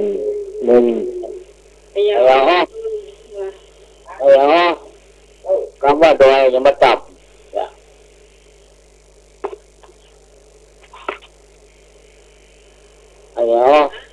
อยู่ว่าดอยแล้วมันต่ำมันเป็นดอยอ่ะ ตัวดอย ครั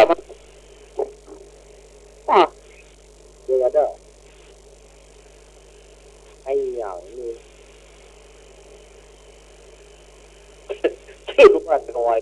ยังตอบ ต่ำอ่ะ เขา มองว่าดอยอ่ะผมไม่เห็นว่าต่ำ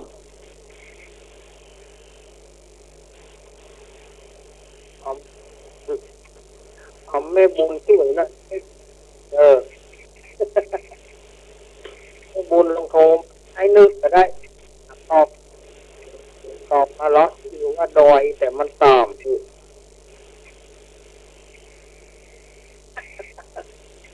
ชื่อ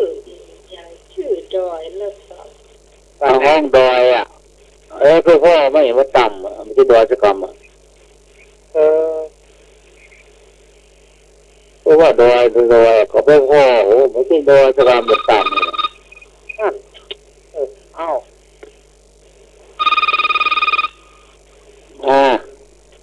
เจ้า เกิดตรง เจ้าดอยเต่าเจ้าน้องไหมดอยเต่าถูกโอ้โห หนึ่งนะครับ อยู่แล้ว มันเพลงจุงมันเพลงน็อกเหมือนเพลงนูมดอยเต่าเนาะ ตอบหนุ่มได้เต่ามันเฝ้าหัวจอย ไอ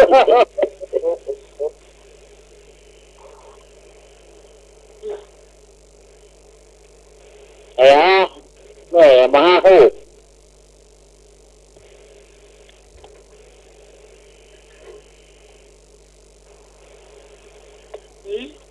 แม่ยังมาห้าคู่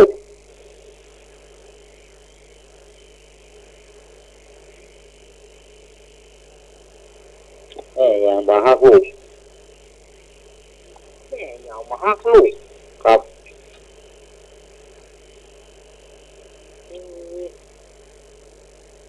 ตีพวกเขาจะเลยเอามาอู้กันเดินตอนนี้ตีว่าเขาจะอย่างก็ที่เขาเอามาอุกันเมินแล้วไงแต่ก็เริ่มละแม่เหยามาห้าขึ้นเนี่ย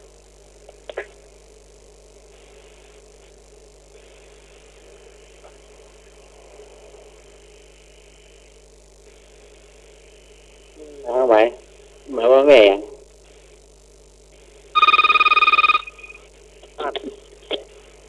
แล้ว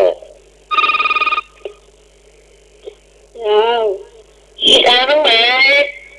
แม่บอกอุ้มนะค่ะแม่วางนะค่ะมาฆ่าลูกอ่ะลูกก็บอกต้อง ละแม่ไอ้นึกไม่นึก อันนี้กูโตเนาะ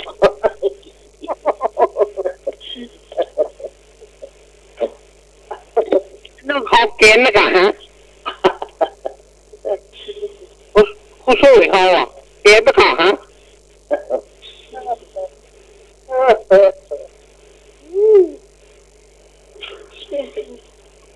ว่าเขาจะเคยเอามากายเหมือนกันนะอันนี้เนี่ยครับแม่ที่ลูกมันให้อยู่สถานีลูกรถเนี่ย ถ่ายรูปเพื่อนหน้าจอขึ้นมากเลย รู้แล้วครับ หน้าจอไหวขึ้นมากในลากกล่อง มันรู้แล้วครับเฮ้ย กิน ฮะนี่ ไม่รู้ก่อน รู้ จะเจอเหรอ เจ๊ไม่รู้ครับไม่รู้ครับ เจอเหรอ ครับ เจ้าว่า นี่ผมมันนี่ของตอนนี้ ว่า ผมจะถามปัญหา ว่า อะไร ถามปัญหาว่า พาไปเลย ว่า ไปเลย เฮ้ยว่าจะเดินกันว่ามันเดิน โดนแซวเลยขึ้นบอกเนาะ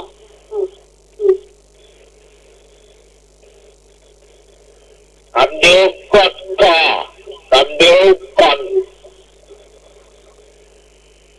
ผมคิดว่ามันเดียวอันเดียวผมคิดว่าไม่เลิก เจ้า ครับก็ได้เสียงยากเห็นหน่อยเนอะ โดนแซวเลยขึ้นบอก เอาระวังยอดเนอะก็ด้วยระวังยอดเนอะ พูดบอกก็ทำนี้ตั้งท่าจะดี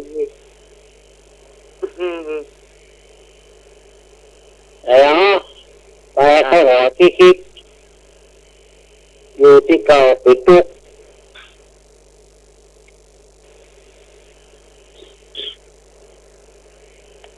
ไปไข้หัวชิก ครับไปเข้าหอแค่ขาย่างแล้วติดตุ๊ก อย่างฮะคนทำงาน คนทำงาน ทำไปนี่แกงแค่ขาแค่หัวเลือดนั่งดีที่เก่านี่ตุ๊บ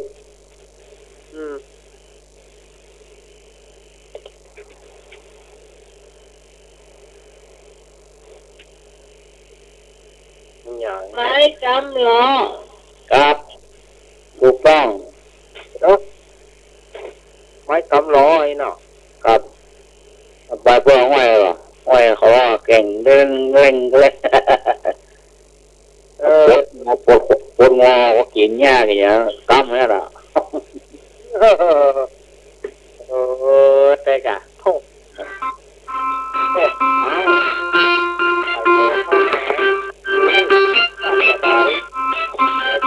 เจริญพร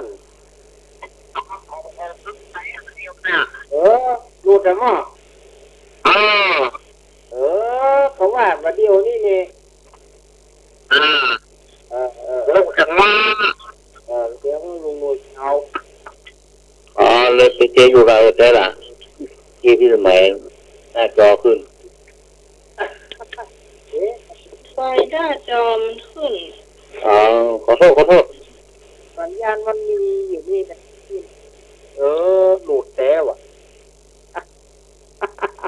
โอ้ ที่นี่มันจะหน้าจอมขึ้นมากๆเลย โอ้โชคดีกันปียังได้หารไฟเนาะ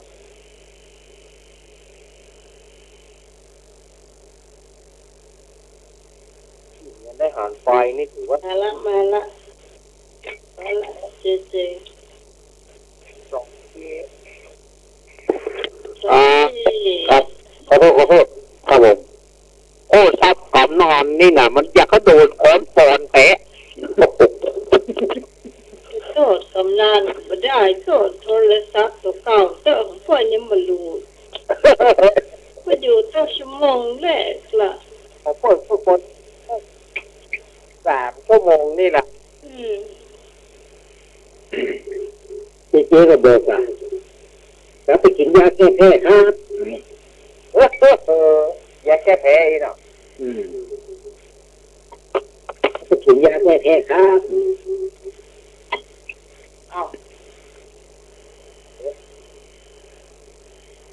มุสิกี้คำถามนึกได้ถามสักคำ เลิกมาคือร้องยางครับแล้ว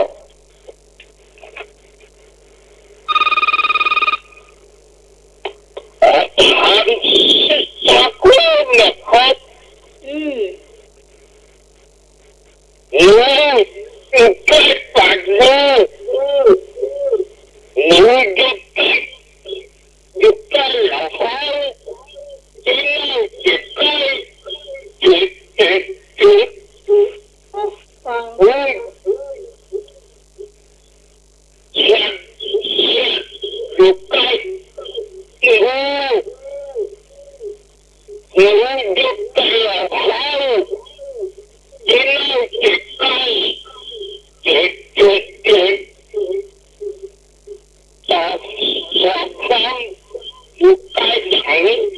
ใส่กับแก้ม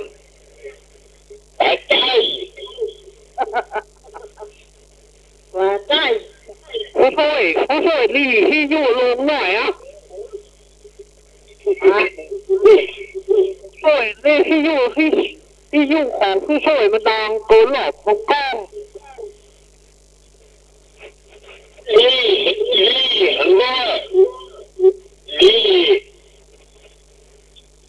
อย่างก็เดี๋ยวก่อน ดีมากฟังหายพอดีนะครับผู้ช่วยเนื้ออยู่ไกลโอ้โหอยากอยู่ใกล้เลย ซักอยู่เดี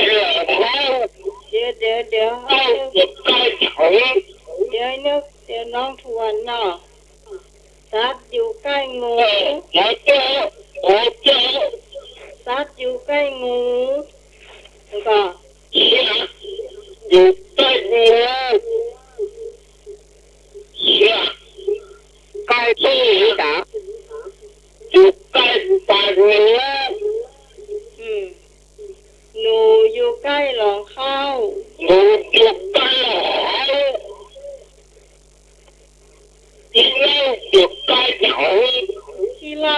ล้ กินเหล้าอยู่ใกล้หนัง จีลาบ ตายใจ โอ้จีลาบใกล้จีลาบผมใจ เสียใจกินเหล้า จีลาบอยู่ กินเหล้าอยู่ใกล้หนัง กับแก้ม ตายใจ เออ กินเหล้าอยู่ใกล้กับโยม ตายใจอย่าใจใจ จีลาบอยู่ใกล้ส้มดอง ตายใจ กินเหล้าอยู่ใกล้มะขาม ตายใจครับพาจานตายใจกินเหล้าอยู่ใกล้หนัง จีลาบอยู่ กินเหล้า เราไปเรา ใกล้ ใกล้ หนัง คุณผู้ฟังตอบได้โทรมาที่065 421 อาเสียม่วงเด็กเอาม่วง 065 421 0459เจ้า เดินเลยครับเดินเลยเดินครับเอาม่วงจากก่อนนี้ ม่วนประการเนาะ กินเหล้าอยู่ใกล้ปากตาประตู เราอยู่ใกล้อย่างฮะ ใกล้ตาประตู อยู่กินเหล้าอยู่ใกล้หนัง ที่เราอยู่ใกล้คนเรา ปากเชื่อหัวใจ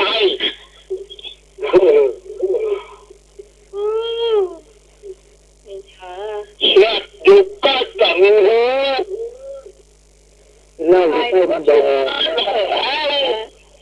กินเหล้าอยู่ใกล้หนัง กินเหล้าอยู่ใกล้น้ำบ่อ หัวใจ ที่เราอยู่ใกล้น้ำเหมือง กินเหล้ากินเหล้ากินเหล้าอยู่ใกล้หนัง กินเหล้าอยู่ใกล้น้ำห้วย หัวใจ กินเหล้าอยู่ใกล้น้ำปิง รถบัวเนี่ย หัวใจหัวใจจะพาจานหัวใจ กินเหล้าอยู่เขื่อนแม่กวง ต้องจะโคตรฟังนี่โคตรเบาเสียงมันดังแล้วไปคือโคตรฟังไม่รู้หัวหนุ่มเด้นะ ฮะ ไม่รู้หู ครับ ลงทุนมากๆอ่ะ อันนี้ก็เด่นเน้นอย่างนี้โพนะเงินนึกเงินนึกเน้น ไอ้นึกเนี่ยน้องโคตรวางอย่าง เน้น รู้ เน้น ให้รู้ เน้นล็อกต้องรูดเข้าแบบเลยเนี่ย เวลาเพราะว่าหน้าจอของพี่ขึ้นมากๆ เน้นรูดอ่ะเน้นรักของเรา อืม ครับ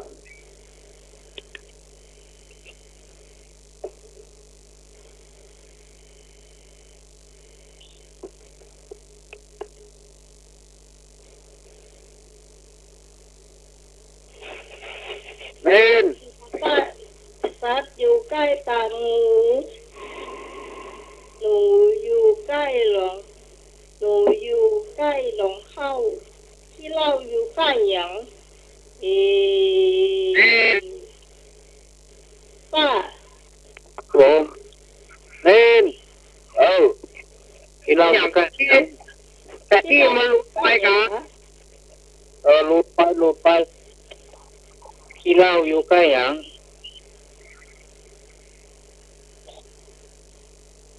ที่เราอยู่ใกล้หยังนี่เนาะที่เราอยู่ใกล้เมียก็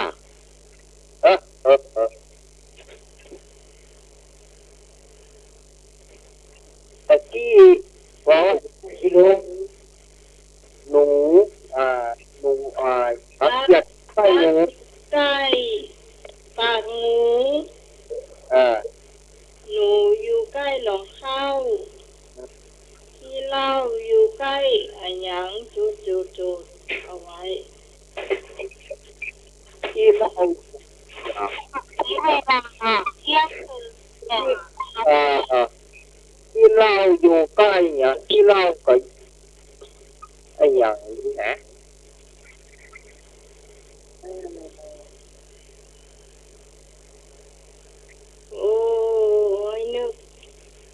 ได้เยอะก้า ที่อยู่ข้างประตูแดงนะไอ้ยาข้างประตูแดงก็จุดนี่เนาะเราอยู่ใกล้ ที่เราอยู่ไอ้ยาที่เราอยู่ใกล้กองไฟ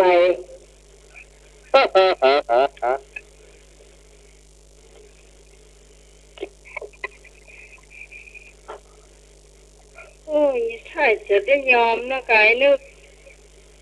เนาะไอ้นึกเฉลย มันเฉลยเนาะ อย่างคืนแล้วนึกก็จ่ายด้วยอนุเขาหลับแล้วนะอนุว้าย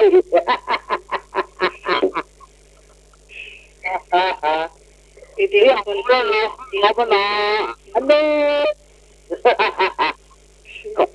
เขาช่วยเขาหลับแล้วนะเขาช่วยมาเฉลยเลยนะ มาเนอะมาเนอะ ยอมกันหมดนะแบบนี้ไอ้นึกโผล่มาแล้วเลย โทรมาเลยโทรมาเลย จะพาพลังเลย มาเนอะ คนนึกบัดโฮงก็จะฮะ ถ่ายรูปถึงหน้า ครับ ถ่ายรูปถึงหน้าฮะ มาแล้วบอกว่าเนอะนิพนธ์แต่นิพนธ์มาแล้วครับ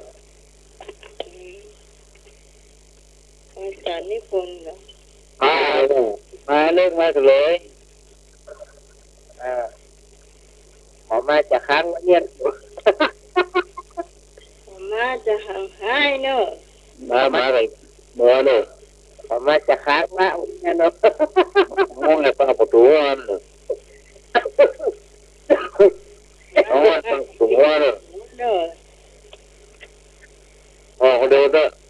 แล้วก็สุดว่าเดิน จุดเกิดตอบคนเดียวเด้อถามคนเดียวตอบคนเดียวนะฮะเดี๋ยวนะ ที่เราใกล้ปากไฟค่ะขอมาได้กับดูดิจ่ายด้วยดูเขาหลับแล้วเนาะ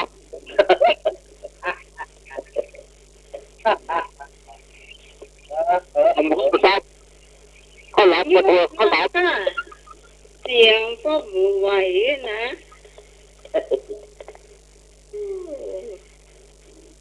เติมน้ำไหลหยดแล้วนะ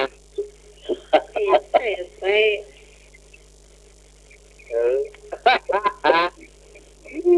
ให้หัวรับล็อก ว่าแต่ว่าดีพอแล้วเนอะ ที่เราไม่ปักสุขาค่ะควรคิดน้ำได้ก็เอาน้อยก็ติดหน้าไม่ได้เฉลยเลยนึกเนอะ ได้ก็เลย เสาตาปุ๊บนะแล้วแทงหัวหน้าอย่างเดียวหัวหน้าว่าไฟหินอย่างเดียวถ้าเปิ้นถ่ายทอดตึกซิกท้องได้เข้าอยู่หัวหน้าคืออาจารย์ทิววัดจิตโตอู้กันแล้วลูก ไปยกเลิกไปละคือปล่อยให้ตรงโปรเจกต์สี่เลยสี่ก็พักถึงห้องกัน พ่อ พักถึงห้องสี่ก็ไม่ใช่ยาวสั้นเสือ ได้ถ้าเปิ้นมาสุก10 โมงแบบจะได้เวลาเมื่อหรอ แล้วก็ ใคร ไม่ เวลา ทำล้อ เรือนี่ประมาณ25เจ้า เราขอครับกันเพื่อที่ท่านดูแล้วเขาการนวัตการท่านผู้ในการประสานมัน ขอเชิญนะเจ้า ขอเจริญพรโยมที่สมัยเจริญพรโยมมือครับอาจารย์ครับผมในบุญปัดก้องสวัสดีสำเนียงราชครับนั้นอาทิตย์หน้าคงจะไม่ต้องเจอกันนะครับก่อนกันสักวัน2 วันผู้26 27ค่อยเจอกัน ครับเจริญพรกับพระมหาคุณอาจารย์อาจารย์นี่ครับสาธุองค์พระวัดหนังสุขันพระวาครับครับครับ สาธุ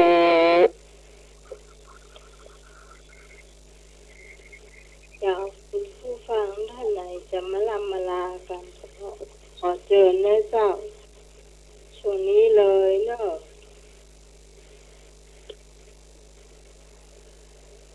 053120525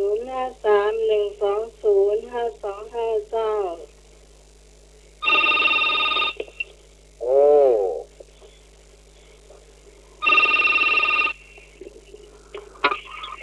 เจ้า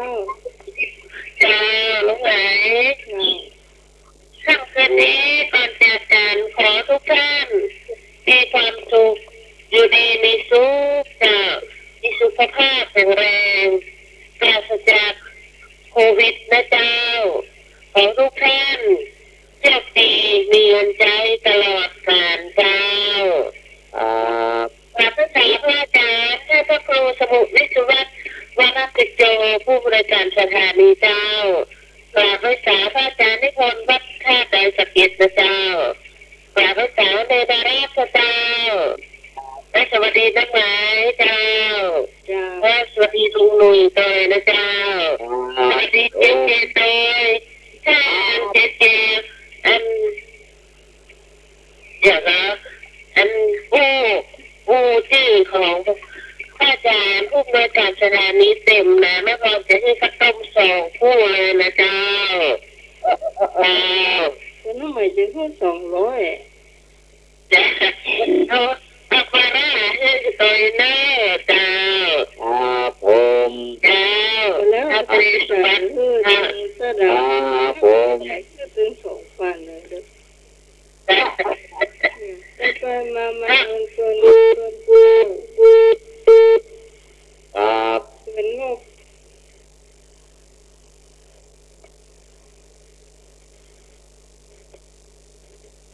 ไปแล้วครับ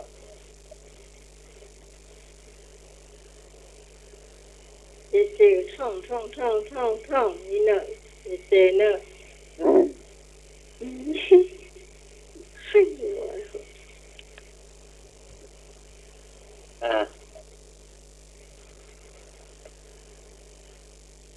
ต่อไปผู้ฟังท่านใดจะมาลำมาลาสายนั่นใช่ยุบแล้วนี่ ครับ แล้วนะจะเข้าว่านะ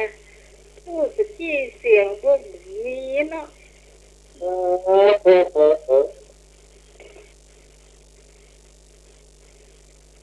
นิมนต์อาจารย์ได้ถึงแล้วครับบอก เจคนค่ะ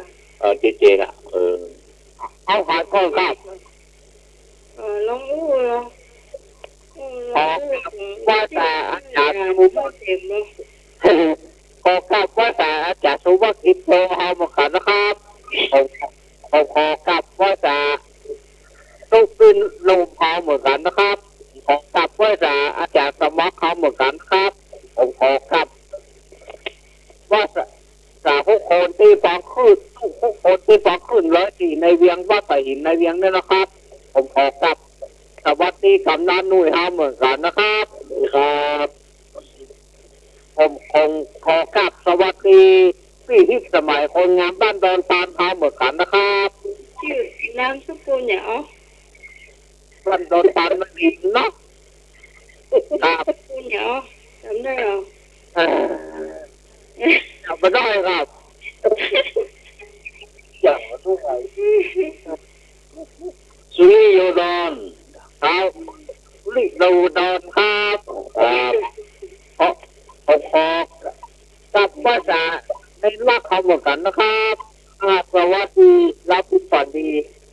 ในรักฝันโยนันนะผมเก่งแต่โยนันไปก่อนเนอะครับรับปีฝันดีนะครับผมขอครับของพี่ง่ายกว่าอาจารย์วิศวะนะผมขอกลับไว้ภาษาตุก็ลุงนวลทำเหมือนกันนะครับจะเลยพรจะ ลุงนวลโอ้ยต้นลุงนวลคนรูปหล่อเนาะโอ้จ้าจุงจ๋า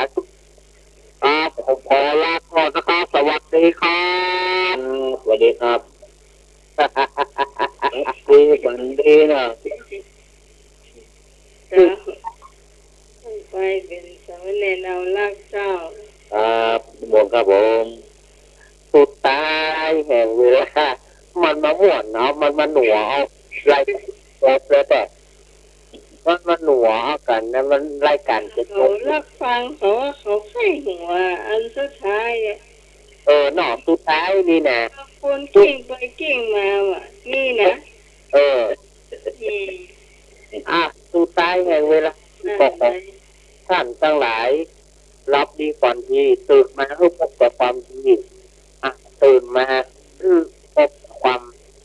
สุขสวัสดีมีจบกับทุกคนขอบพระคุณท่านอาจารย์ท่านพระครูสมมุติที่คุณมหาจิตโตผู้อำนวยการสถานีนะครับแล้วก็ครูบาอาจารย์ทุกองค์ขอบคุณที่สมัยที่เปิดเฟือเป็นอาก่อนลาแล้วก็ขอบคุณลุงหนุ่ยเทเนอร์ผมมาการครับมาการครับผมสาขาญาติโยมรับสิ่งฝันดีอยู่ดีมีใจอยู่ดีมีความสุขความเจริญทุกคนนั้นจงมีสัตตาโรธรรมาวัฏันติอายุวันสุขังพระลังผมแล้วเวลาครับผมครับไว้สาอาจารย์พระครูสมุทรวิศวะนะครับในเมตตาครับผมครับไว้สาครับครูสุพงศ์ครับสวัสดีสมัยครับมาคาเชียทุกท่านนะครับรับดีฝันดีครับผมครับสวัสดีครับผมเจ้าค่ำคืนนี้ต้องขอบคุณคุณผู้ฟังผู้เสียงทุกสายที่มาช่วยกันจัดรายการมักให้เรื่องเขาผ่านพ้นไปด้วยดีนะเจ้าพระเจ้าพิสมัยสุริยดอนพร้อมกับทีมงานทุกคนต้องขอบคุณแล้วก็ขอบคุณพระอาจารย์พระครูสมุยสวัสดิ์กิจโจผู้ในการสถานีผู้ควบคุมเสียงเลือกเพลงคุณผู้ฟังได้ฟังสวยนะจ๊ะก็ถ้ามามีอาจารย์เท่าก็คงไม่ได้มาเจอกันนะจ๊ะขอบคุณครั้งหนึ่งที่เมตตารายการนี้มาโดยตลอด7 ปีผ่านไปจนมาถึงปีที่8ประเดี๋ยวนี้แล้วเจ้าผู้ฟังก็ข้าเจ้าได้มาอยู่ตรงนี้เพราะว่าอาจารย์วิศวะอยู่นะเจ้าถ้าบ่มีก็เขาก็คงไม่ได้มาเจอกันตรงนี้นะเจ้าอย่างก็ดีบางครั้งมันก็ผิดพลาดไปก็ต้องขอสุมาภัยคุณผู้ฟังไปเนาะมาภัยด้วยบางครั้งอาจจะพูดไปถูกหูผ่องผิดผ่องถูกผ่องนะเจ้าต้องสุมาภัยคุณผู้ฟังสุมาภัยพระอาจารย์ตัวนะเจ้าเนาะสำหรับวันนี้ขอลาคุณผู้ฟังไปก่อนเราจะมาพบกันใหม่เจ้าเสาร์อาทิตย์ในพวกเราเจ้าเสาร์อาทิตย์หน้าพักก่อนเนาะเราจะถวายเวลาให้กับทางดอยนางแก้วเพิ่นเนาะให้ทอดสดกันแล้วเจ้าเนาะสำหรับเรื่องหมายไปก่อนแล้วเจ้าสวัสดีเจ้าครับผม